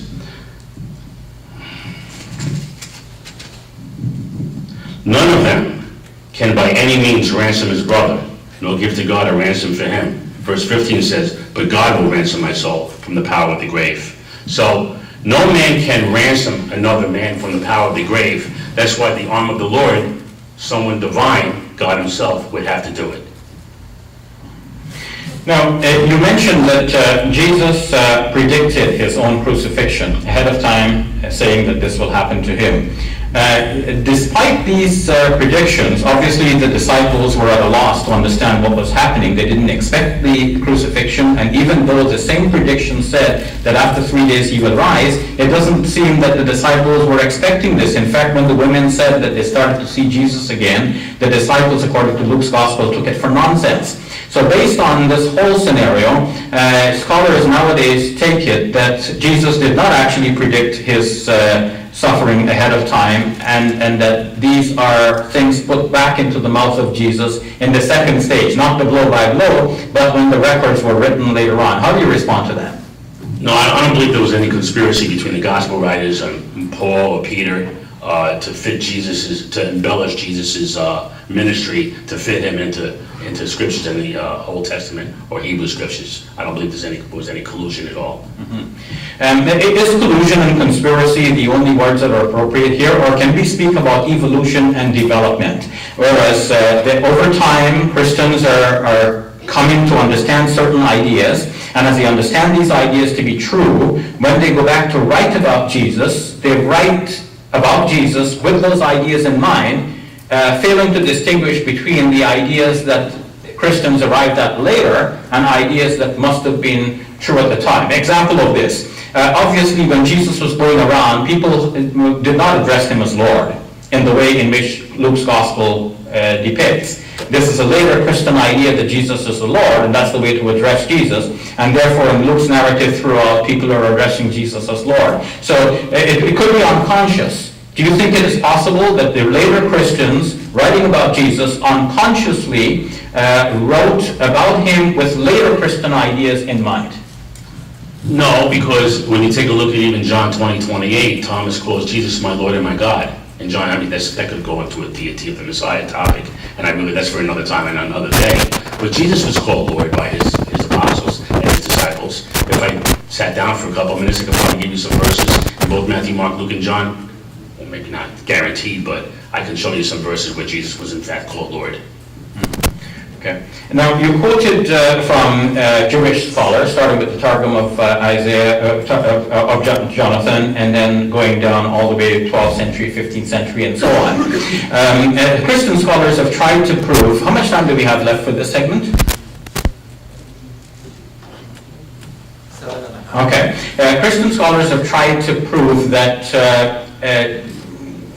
the idea of Jesus being suffering servant of Isaiah not only is true, but that there was already the idea of a suffering servant who will be the Messiah, and that this idea must have been held by Jews, because if the passage is so clear, Jews must have known it before. But hardly is anyone able to come up with any solid evidence. Do you believe that any of this evidence that you have presented in your presentation shows that this was an idea among Jews prior to Jesus coming on the scene? Targum Jonathan in the Talmud, Targum Jonathan was codified, I guess, in the 1st century, spoke about Isaiah 52:13 being about the Messiah. And I did mention Pesikta Rabbati, and you would think that since the Pesikta Rabbati, which is a rabbinic commentary that I had read about the Messiah's suffering and being willing to suffer for all of mankind, from Adam all the way up to the resurrection, that was written 800 years after Jesus. So you would think that that whole concept about a suffering Messiah would have been embedded and ingrained in the Jewish people way before then. Otherwise, why do a promotion for the New Testament? I mean, if you took what I had read to you before, you would think that that would be a great promo for the New Testament. In fact, if you added it to the New Testament, it certainly substantiates what Jesus did and what he was willing to do. Mm-hmm. But my question specifically is not whether the later rabbis are saying something that is compatible with some Christian views about the Messiah and its relation to Isaiah 53. My question is specifically, is there some definitive proof that prior to Jesus, Jews already had this? So if you have these later writings, do you have any writings that are definitely written before Jesus and show that this is how the Isaiah passage was understood? There is a book that I would highly recommend, since you're showing books. The suffering servant of Isaiah, according to Jewish interpreters, are written by Samuel R. Driver and Adolf Neubauer, which gives, and I got a lot of these quotes from this book, the citations of a lot of rabbis, a lot of Tanaitic rabbis in the 1st and 2nd century who equated Isaiah 53 to the Messiah. I don't have the time to show you all of them, but I would highly recommend everyone in this room getting this book, The Suffering Servant. I'll do a little promo myself. The Suffering Servant of Messiah of Isaiah, according to Jewish interpreters, translated by Samuel R. Driver and Adolf Neubauer. It mentions Targum Jonathan, but it also cites a number of midrash connecting the suffering servant to Isaiah 53 and what the Messiah would do. Yes. So, and what Driver has collected in this book, is there any definitive document that he cites that was written before Jesus and that shows that the suffering servant of Isaiah 53 is going to be the Messiah?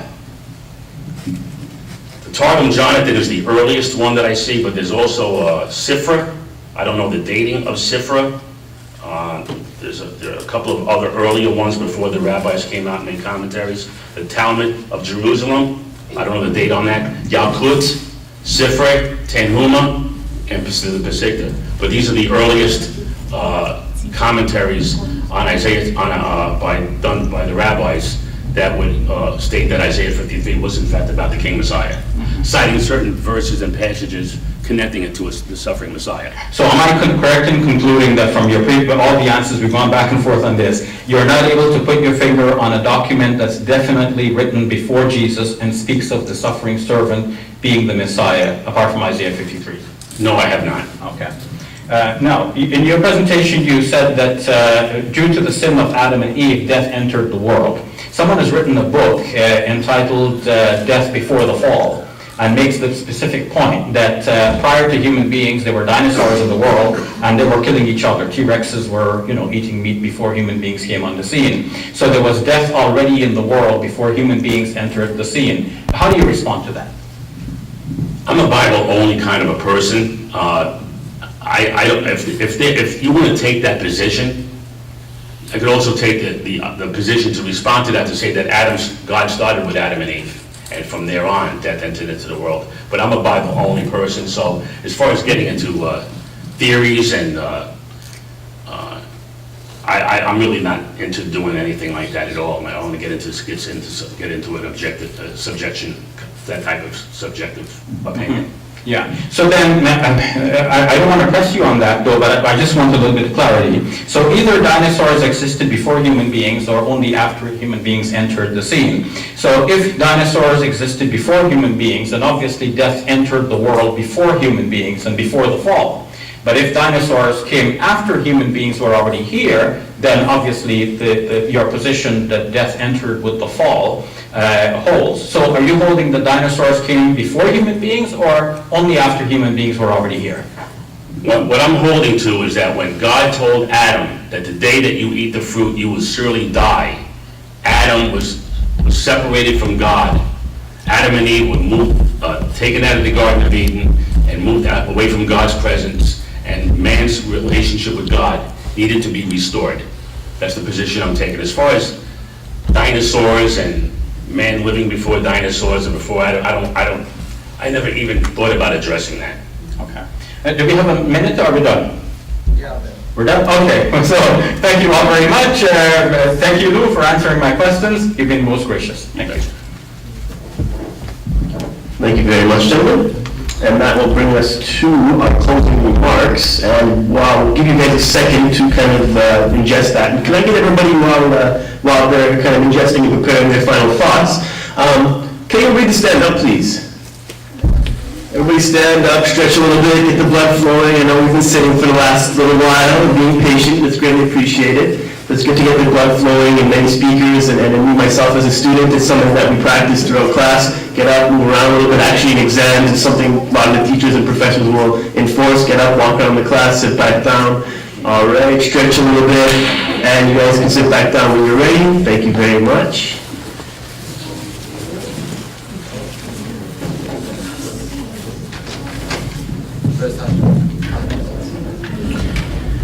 So now that we will move on to closing remarks, each speaker will have 7 minutes, and we will be starting with Lou, please. Well, this is certainly an interesting experience. There's a number of points that I want to make in closing. All four gospel accounts record the death by crucifixion, burial, and resurrection of Jesus Christ, and are supported by Paul's epistles, Peter's epistles, and the book of Acts. All four. In spite of Shabir's claims that the New Testament has somehow trying to fit Jesus into certain scriptures to make it look like that he's somebody that he wasn't. Okay? Jesus the Messiah came exactly when he was supposed to come, in fulfillment of the 70-week of Daniel prophecy found in Daniel 9:24, where he made reconciliation for iniquity. He came exactly when he was supposed to come, in fulfillment of Daniel chapter 2, verses 35 through 45, where God told Daniel the interpretation of Nebuchadnezzar's vision, that God would establish his kingdom during the days of the fourth kingdom, the Roman Empire. Remember, the last 40 years in which the temple stood, the sacrifices on Yom Kippur, the Day of Atonement, were rejected by God. Is it possible that God was showing his people that he would no longer accept the animal sacrifices that were being offered to him for those 40 years? That's something that I hope everybody should think about.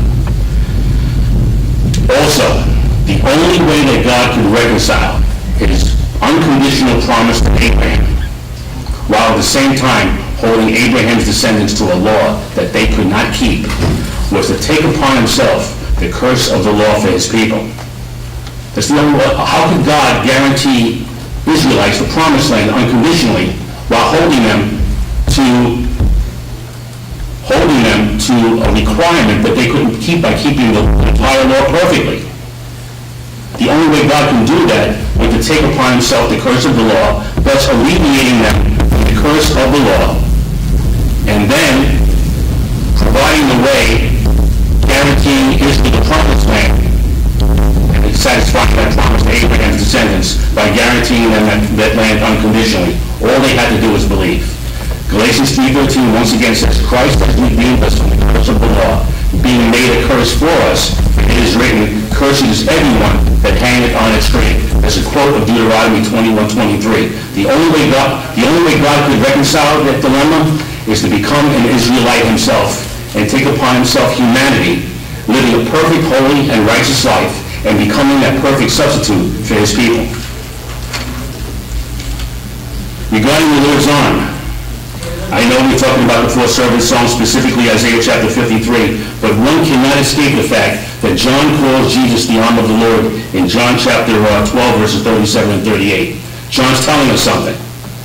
Isaiah uses parallels for the Lord's arm and the Messiah in Isaiah chapter 40, Isaiah chapter 59, verse 16, and if you connect that to what Jesus did when he rode into Jerusalem on a donkey, righteous and having salvation, you see that if he's the subject of Isaiah chapter 53, verse 1, you could read the rest of the chapter literally and see clearly that it's about Jesus. Nowhere in the New Testament is Isaiah 53 connected with anyone else but Jesus. Not Israel, not the righteous remnant of Israel, not Hezekiah, not anyone else. All of this would be useless unless we see John 3:16, for God so loved the world. I know that Islam loves Jesus and they respect Jesus, but Jesus is a lot more than Islam teaches. He's a redeemer. Romans chapter 10, verse 4 says, Christ has redeemed us from the curse of the law. When we become believers in Jesus Christ, God accredits us with Christ's righteousness. He doesn't see our sinful nature. He sees Christ's righteousness in us. The righteousness of God without the law is explained by Paul in Romans chapter 3, verses 20 through 22. Righteousness of God without the law. God accredits us with Christ's righteousness and he begins to change us from the inside out. We can't earn God's righteousness. Shabir mentions that, well, if we just do more good things than bad things, we're in it. Well, if I do a really bad thing, I can really do a whole bunch of good things to make up for it. It doesn't work that way. That's not the foundation of the Torah. That's not the foundation that God gave to all mankind. We all have this information. When we sin, we need a substitute. Christ is our substitute. When we confess Him, and all we have to do is believe, repent and believe, we have the seal of God in our fathers and yes, daughters by adoption. This has been quite an experience for me. I want to thank everybody for their hospitality. I want to thank Shabir for inviting me here and for his hospitality. This isn't about being right or being wrong. It's about using the Bible. The Bible interprets the Bible. If you go outside the Bible and you read books like, with all due respect to Shabir, read books, anybody can write a book. I've written books. What does that mean, writing a book? But if we use the Bible to explain the Bible, we'll come to the realization that the only possible candidate for Isaiah 53 is, in fact, Jesus the Messiah. Thank you very much.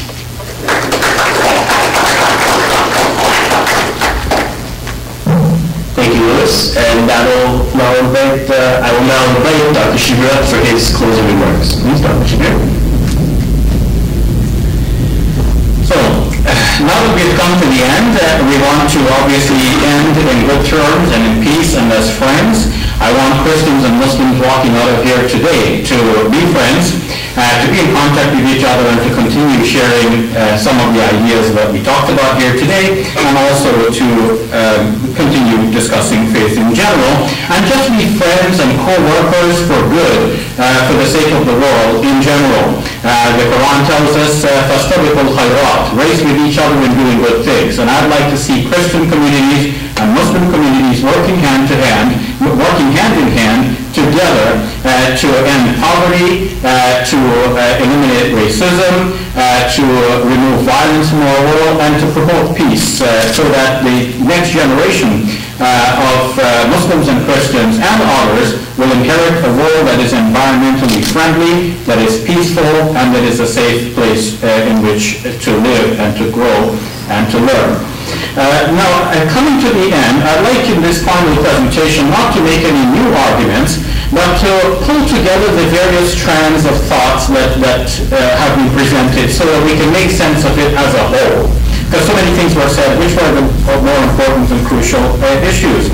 In what I said, I think there are 3 points that I try to emphasize. One is that in the New Testament, in the Christian Bible, it is clear that it is only gradually that Christians arrived at the idea that Isaiah 53 speaks about Jesus 7 years in advance of Jesus' coming. So Jesus went about and nobody said, oh, this is the guy that Isaiah was talking about.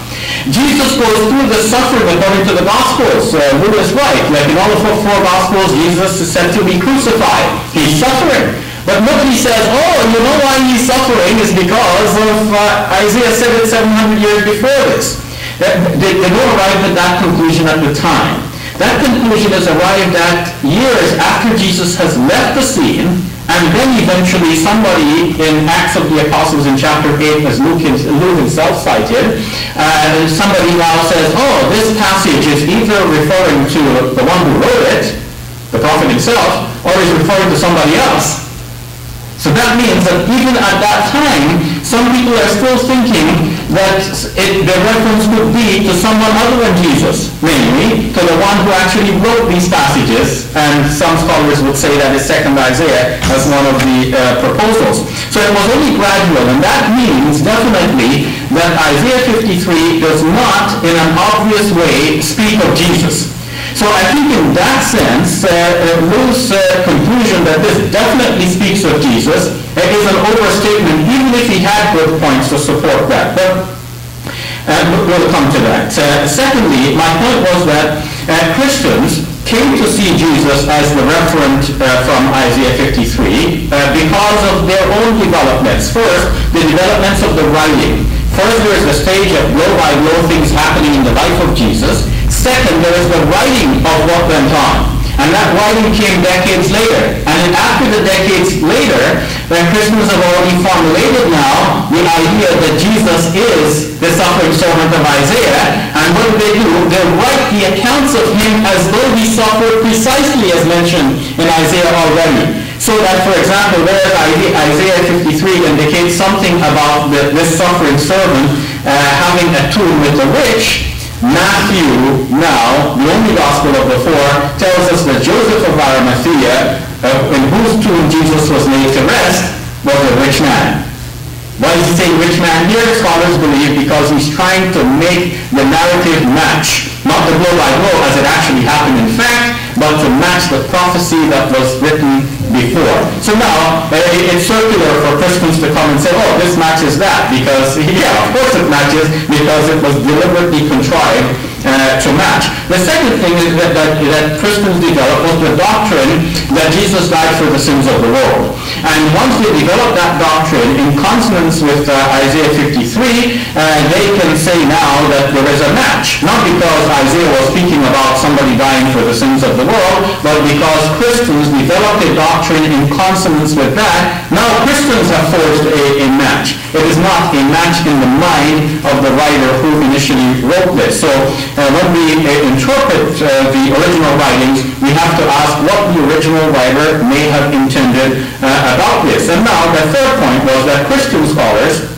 have for a long time, for many centuries, insisted, all of them, that this refers to Jesus. But from the Middle Ages onwards, from the Enlightenment period following that, Christian scholars have gradually moved away from that position, and they themselves have proposed a number of individuals, as I've shown you the books, from the Anchor Bible series, John Mackenzie. He says specifically it is not referring to Jesus, and it refers to an ideal Israel. Another commentary on the Bible says not Jesus, but Hezekiah, a Christian king, a Jewish king who lived 700 years before Jesus and who had a skin condition matching the prediction that is there, or the statement in Isaiah chapter 53. So those were my three main points. As for Lou's points, as I pointed out, there is an internal inconsistency in his presentation, whereas on the whole, he followed a conservative Christian way of linking text with text, treating them all as though they are the Word of God as they are. But at the same time, he inserted the finding of Bernard Doom, who was a critical scholar, and the two ideas don't match. You can't take Bernard Doom with his description of the four servant songs and fit that into the classical Christian position. There are two different positions altogether. When we go to Bernard Doom's position, we see that he too said that these servant songs actually refer to a person who had a skin condition and who was there at the time of 2nd Isaiah, but he didn't name that person. He doesn't know, naturally, because the text is so vague. And I've shown that if we take Lou's usual way of linking text by text and taking the text literally, this shows that it's not Jesus, because one of the four servant songs, chapter 49, verse number 3, specifically says that the servant is Israel. And the first servant song, chapter 42, shows that the servant is blind. And that obviously cannot refer to Jesus. Neither Muslims nor Christians will accept that. And I leave my case at that. Thank you all very much. Okay, we'll talk again. Thank you very much, gentlemen.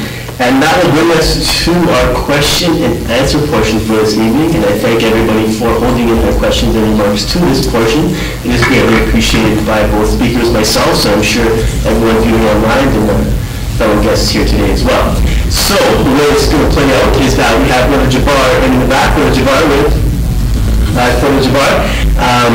Excuse me. And so we'll get a show of hands, and we'll pan from this side, working our way over. And we already have Sister already eager to ask the question. So we'll go our way. So we'll work on the one side, and we'll work our way over towards the sisters, assuming that there is other questions of the sisters first, and we'll start with her. So please, any questions? Hi, my name is Mohammed Ahmed, and it's nice to hear both of you. I have a question from Mr. Lewis. You said that we should follow Bible, we should not consult any book. Is it for as a church preaching as well, or we just solemnly follow the Bible, like Matthew 10:34? See what it says in Matthew 10:34.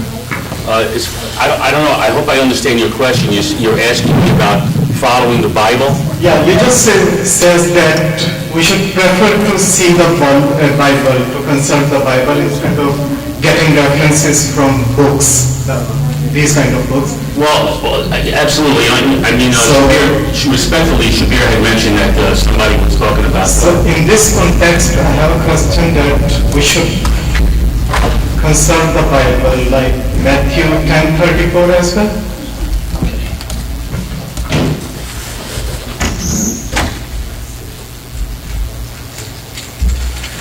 For the record, Matthew 10:34 reads, "Think not that I am come to send peace on earth. I am not come to send peace, but a sword." Okay? That's a fulfillment, I believe, of Micah 7:6, where Jesus said that he didn't come to bring peace between families. Okay? Jesus actually divided a lot of families. Is that the one? Bible doesn't say family. It's a very specific line. I'm sorry, I don't understand your question. Jesus clearly says that I'm not come to for peace. I come with a sword. Right. Well, that's in Micah chapter 7. Jesus clearly said, I did not come for the peace. And he did not say that this is for a family matter or some other matters. Well, it's prophetic that when the Messiah would come, he would divide families. If you go to Micah chapter 7, verse 6, I'm trying to find Micah chapter 7, verse 6 to show you. The Christian Bibles, I believe, cross-reference that to Micah 7:6 or Micah 7:16. And it's noted that when the Messiah would come, he would actually not bring peace to families. Families would be divided because of what he... Some accepted him and some rejected him. In fact, look what's going on in Israel. If an Israelite today believed in Jesus, they would be disowned by their families. So Jesus didn't come to bring peace in that aspect, but he said he's the Prince of Peace in the sense that he's bringing peace that we have a relationship with God by believing in him. Let me see if I can share with you Micah 7:16. The question inside the question. For the son dishonoreth the father, and the daughter rises up against her mother. The daughter-in-law against her mother-in-law. A man's enemies are the men of his own house. Jesus cites that in reference to himself. That's Micah 7:6 is messianic. When the Messiah would come, he wouldn't bring peace between families. He would divide families. Anyway, so I'm still not satisfied because if it is like that, we should say that this verse had a reference, the definition over there. But that verse, particularly 10:34, it's stop, full stop. It does not take us to take another verse to understand this verse. Anyway, so thank you so very much for your kind answer. Let me see. Jesus does cite the Micah 7:6 on behalf of himself, that he's going to be dividing families. But, okay, the best way I can answer that question. Matthew 10:35 says, "For I am come to set a man at variance against his father, and the daughter against her mother, and the daughter-in-law against her mother-in-law." That's a citation of Micah 7. Okay? That's the context where Jesus is not coming to bring peace. He's coming. By him coming, he will be dividing families. Father against brother, mother against daughter, father against, the family will be divided because of him. So the context of Matthew 10:34 is given in Matthew 10:35, and that goes back to Micah chapter 7, verse 6, and that's all messianic. So that's the context of Matthew 10:34 is given in Matthew 10:35, and I showed you the verse in Micah for that. I hope I answered your question. If I didn't, that's the best I can do. Thank you very much. Next. Please say who it's to and the question. Keep it concise, This is for please. Dr. Lewis? Yes. Okay, so I understand from your speech that you were saying that any person that believes in Christ, he is a perfect entity to God, right? So in that fact, the concept of sin or any bad deeds doesn't occur to him, right? But again, later on, you said that you should believe in Christ and also repent. So that doesn't kind of make sense, because if you're saying that all Christians that believe in Christ are perfect and they're sinless, then why would a Christian need to repent and ask God for forgiveness? And if that's the case, then why is there even a concept of bad deeds and sins in the Christian doctrine in the first place? Well, first of all, I'm not a doctor, but thank you for the compliment. I'm just a Christian apologist. I've studied the Bible, but I'm not a doctor at all, just for the record, okay? As far as God counts us perfect, okay? We have a fallen nature, okay? We can't earn righteousness. Righteousness is something that's given to us as a gift from God. Abraham was counted righteous. He wasn't perfect either. I mean, if you read the history of Abraham, Abraham told a Pharaoh that his daughter, his wife, was his sister, so he wouldn't get killed. So Abraham had his fallacies too. We all have fallacies. We can't earn perfection. God has to account us as righteous, and he accounts us with his righteousness, perfect righteousness. We can't earn it on our own. Now, as far as sin is concerned, Jesus said in Mark 1:15, repent and believe the gospel. So when we repent and we realize that we need a redeemer, okay, we repent, we turn away from our sins, and God works in us to perfect us. It's called sanctification, okay? We're still going to mess up. Christians mess up all the time. But we have a redeemer. We have a mediator, according to 1 Timothy 2:5. Christ is our mediator. So when we do mess up, Christ is there to mediate for us. But that doesn't mean that we can go ahead and go on sinning either. But that fallen nature that we have is always going to get in the way. We're never going to become perfect in our sinful nature. Okay, so the thing is, why do we need something in between? When a person sins, it's between the person and God. Why do we need someone in between to come and say, oh, like, I need you to intercede for me so that God can forgive me? Like the whole concept of having the relationship between yourself and God is that there should be nobody in between. So if you're saying that Jesus comes in between and basically says, you're saying that Jesus is the one that comes and forgives our sins? Because before you said that if you believe in Jesus, then basically the concept of sin doesn't apply to you. So it's kind of confusing, you know? Well, when you read the Hebrew scriptures in the Torah, Israel needed a mediator. The high priest was his mediator. Christ has become our high priest. Hebrews 4:15 says this, for we have not a high priest which cannot be touched with the feeling of our infirmities, but was in all points tempted like as we are, yet without sin. So the foundation of having a high priest is founded in the Torah. We always needed a high priest. Israel always needed a high priest. Christ acts as our high priest. Okay, that's in Hebrews chapter 4, verse 15. Christ was made in the likeness of Abraham to be our high priest. Okay, I hope I answered your question. Next question, and I'm going to give precedence to any questions for Dr. Shabir. Show of hands for Dr. Shabir, please, my sister. Okay, my name is Sophia, and this is to Dr. Shabir. So in the four Gospels, Jesus apparently made prediction about his own crucifixion by saying, for example, like the Last Supper, like how Christians celebrate, will have like communion service. Jesus said that this is the bread that I should give from my body that I give for you, and the wine is the blood that I shed for you. So like, is it like a way of talking about his atonement, or is it also like a made-up thing, and why would people make it up? Okay, so it's a good question, Sophia. You got my daughter's name, and you are my daughter. We shouldn't think of people, sitting around and thinking, okay, what story should I make up today? But we can think about evolution of ideas and stories about Jesus. John Michael Perry has actually written a book entitled The Evolution of the Lord's Supper, and he answers specifically the question that you're asking in that book.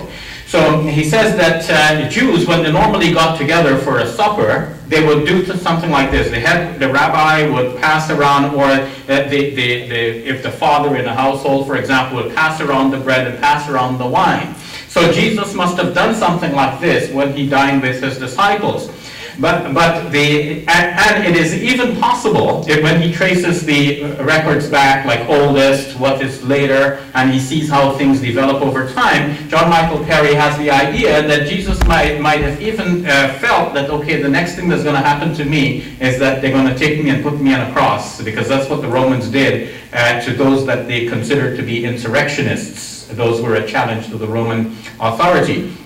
So in that case, Jesus could have said, okay, you're going to eat this bread now, but my body is going to be on the cross, broken to pieces. So as I'm breaking this bread, it's almost like I'm breaking my own body here, symbolically, like he's thinking ahead and worried about what will happen on the cross.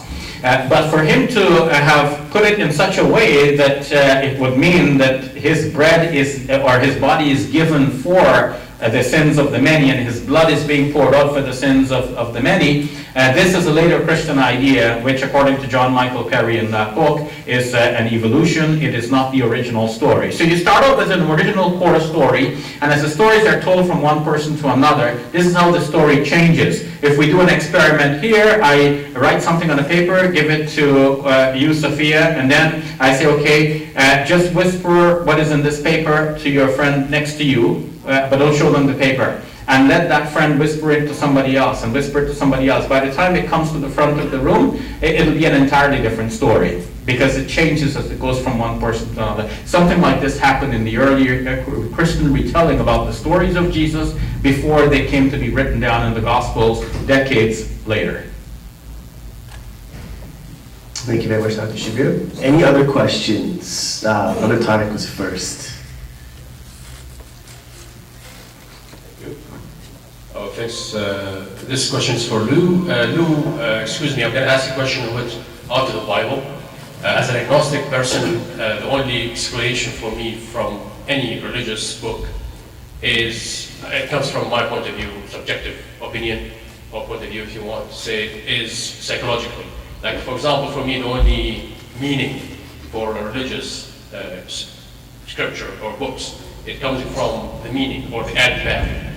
If you say, for example, now all we have to do is to believe in Jesus as a Savior. So where's the story? Where's the meaning of that book? Why God would put us here on earth to tell what, to do what? If we all we have to do is just to believe in Jesus as a Savior, where's the story then? Well, no. Sorry if I did. No, that's okay. I'm trying to understand your perspective. I know you're coming through as an agnostic, and I'm trying. If you believe in God, in a deity, okay? I mean, Zulu tribes in Africa believe in a deity. Everybody is born with that. I remember when I was a little boy, I was 4 years old, looking up at the stars. I had no idea what the Bible said. I said, what a beautiful universe we have, the stars. There's got to be something out there, right? There's got to be something out there that made this beauty, the trees, the grass, all that is just so beautiful. The order in the universe is just so perfect, okay? There has to be something out there that made all this beauty, okay? Then you say, well, why did God create me? Why? If there is a deity, why am I here? Well, we're here by accident, okay? We just here by accident, we poof into nothing, and just like some people believe that we live, we die, we just like, nothing comes after that. If you want to take that position, you have every right to take that position, but I choose to kind of, make sure that that's not the position. You know what I'm saying? I mean, if I have to make an account to myself, to a deity, or to God, the God of the universe, I want to make sure I read this book. Because I'll tell you something, I read this book for 25 years, and all I find in it is perfection. It's like a fine-tuned symphony. God had to be behind this book.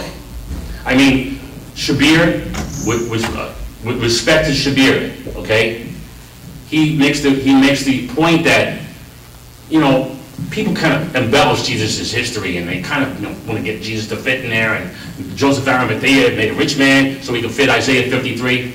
I don't believe in that, because the more I've researched this book, all I find in it is that this book is like a fine-tuned symphony. If there's a sound note somewhere, the rest of the symphony will expose it. It'll be clear.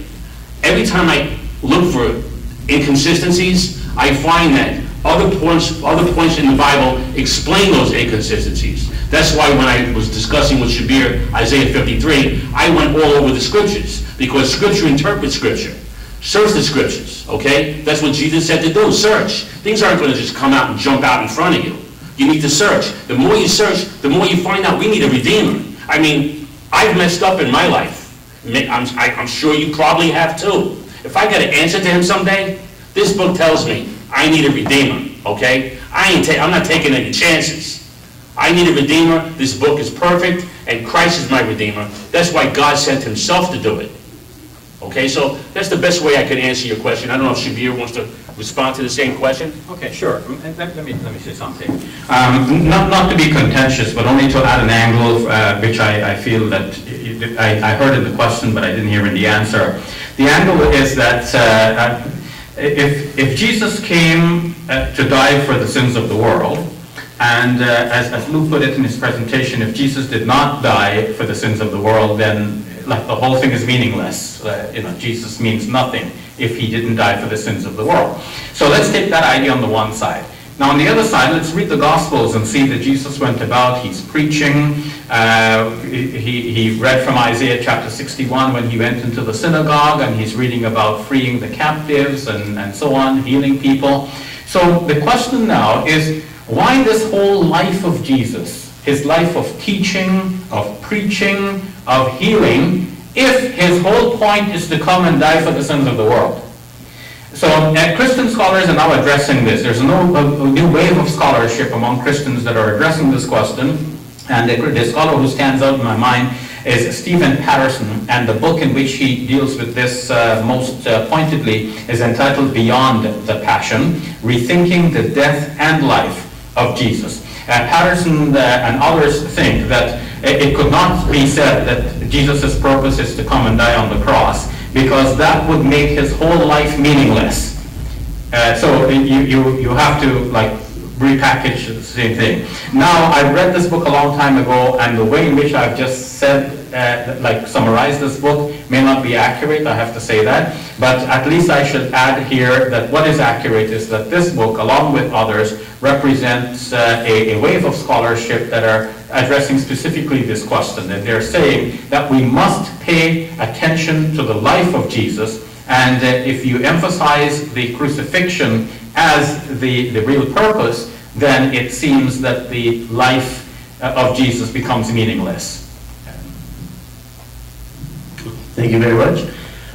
Any more questions? We have another brother? Yes. Hello, Dr. Shabir, and hello, Mr. Lewis. My name is Latif, and my question goes to Mr. Lewis.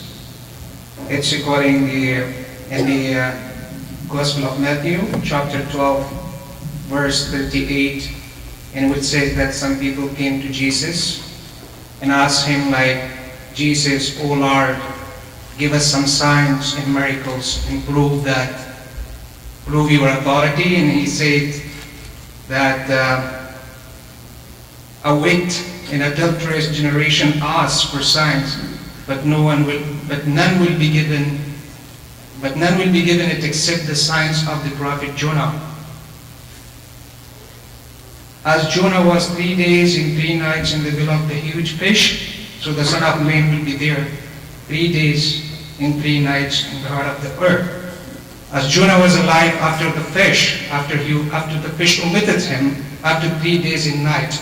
So Jesus says, same as Jonah, and he will be 3 days and 3 nights in the heart of the earth. And according to you, even though if maybe Jesus has died, so whom do you worship if he is a God and he is dead? And what he can give you if he is a dead God? Thank you. My friend, Jesus is risen. Right? He's not dead. I'll answer that question with Revelation chapter 1, verses 17 and 18. When John saw him, he said, laid at his feet is dead. And he said to John, I am he that liveth and was dead, and behold, I am alive forevermore. Matthew, Mark, Luke, and John all show that Jesus was risen. So no, I don't worship a dead Messiah. I worship one who is risen. That's a good question. He's risen, it means he's not died. No, I worship, he's risen. He wasn't, He's not died, he's well, crucified. he's risen. He's our mediator. Like he is risen how? My brother, this is a little far off topic, and forgive me, but out of respect for both of our speakers, as I had mentioned twice before, we're only going to answer questions that are pertaining to, out of respect for both of our speakers, to Jesus and Isaiah in chapters 53.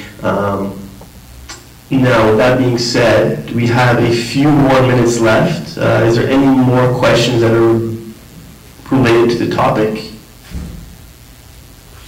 Sister Sophia again.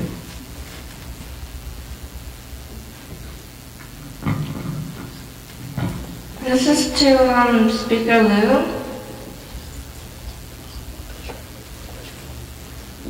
Yep, you talked about the 70 weeks of Daniel's fulfillment. Can you go in a little bit about that and how Jesus fulfilled it? Okay. The 70 week of Daniel prophecy is found in Daniel 9:24 to 27. It's broken down in 3 increments: 7 weeks, 62 weeks, and 1 week. If you read Daniel 9:24, a portion of the prophecy was to make reconciliation for iniquity. The rest of it is to make an end to sin, to anoint the most holy place, etc. Jesus fulfilled the portion of making reconciliation for iniquity. That was done some say the 69th week. I believe it was done at the 69th week, and the last week was fulfilled around 70 AD when the temple was destroyed. The Romans came in around 66, 67 AD, and I guess they finished destroying Jerusalem around 73 AD. The 7th week, many Christian scholars believe, is the 70th week. But I believe if you take a look at the arithmetic, and without taking too much time, Jesus fulfilled the 69th week by making reconciliation for iniquity when he rode into Jerusalem on a donkey, proclaiming to be the fulfillment of the one in Zechariah 9:9. He did it precisely to the very month and year at that 69th week, okay? When he rode into Jerusalem on a donkey in the month of Nisan around 30 CE. So that's the 70th week of Daniel prophecy, where God began establishing his kingdom during the days of the Roman Empire. Without getting into the arithmetic and taking too much time, I hope I answered your question. I like math. If we had more time, I would like to see a pen and a pencil, a pencil and some paper. Would you like to add anything to that, Dr. Shabir? Sure. This came up during our discussion, and I said I haven't studied this topic in great detail, but I know that this arithmetic is not convincing to those who are outside of the conservative Christian following. Hal Lindsey had written a book entitled The Late Great Planet Earth, and this book has sold millions of copies worldwide because Christians saw this as the correct understanding of the arithmetic behind the Daniel prophecy. These numbers in Daniel not only tell us when the Messiah will appear for the first time, but also when the end of the world will appear. And so it is interpreted by Hal Lindsey. And he made his prediction, but after selling millions of copies, predicting the end of the world sometime earlier, a few decades ago, obviously the end of the world did not occur, and people were not so thrilled with his theories anymore. And generally, predictions have been made of this sort based on numbers in the Bible, but the predictions have failed one after another. This is most famously known in the movement of our friends, the Jehovah's Witnesses. The movement actually started out with a prediction that the world would end in 1914. A war started in 1914, but the world didn't end. Then there were predictions in their literature about 1929, when the great prophets would be resurrected from the dead and come to live among us, but they didn't.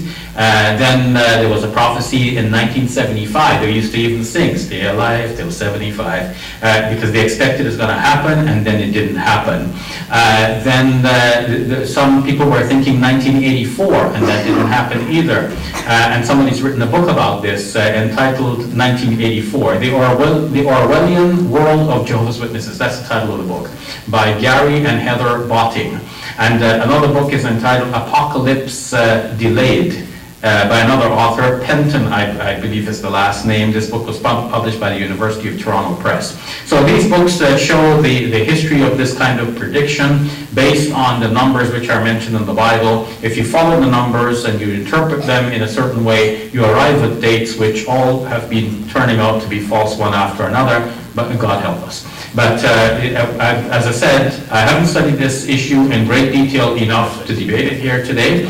But if Lou is interested in having a further dialogue on that question, it will be something that I'll be curious about, and I would be interested in investigating further and possibly to have a dialogue on that very question. Sure. And Lou would just like to briefly add something to that as well. Please, Lou. Yeah, the 70 weeks of Daniel prophecy that you just mentioned, okay, isn't about the second coming but the first coming.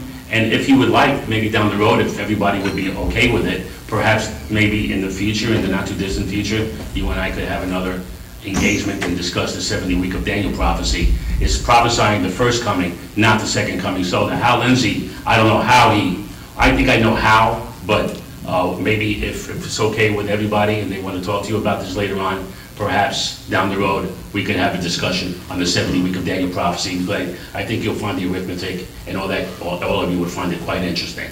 Okay? So just keep that in mind. Thank you very much. So for the interest of time, we will end there. And I would like to, first off and foremost, apologize to our guest, Ruggiero, for our technical difficulties. He did come quite a little bit of a ways from home here, and it is very appreciated. And we are, from the bottom of our hearts, here for myself and everybody here at Dallas Center. Please forgive us. We do apologize, and hopefully for the next one, should everything line up, we will make the best intention to have everything above par. And with that being said, I would like to thank the volunteers. I would like to thank globalmuslimforum.com, where you can see all of our dialogues online.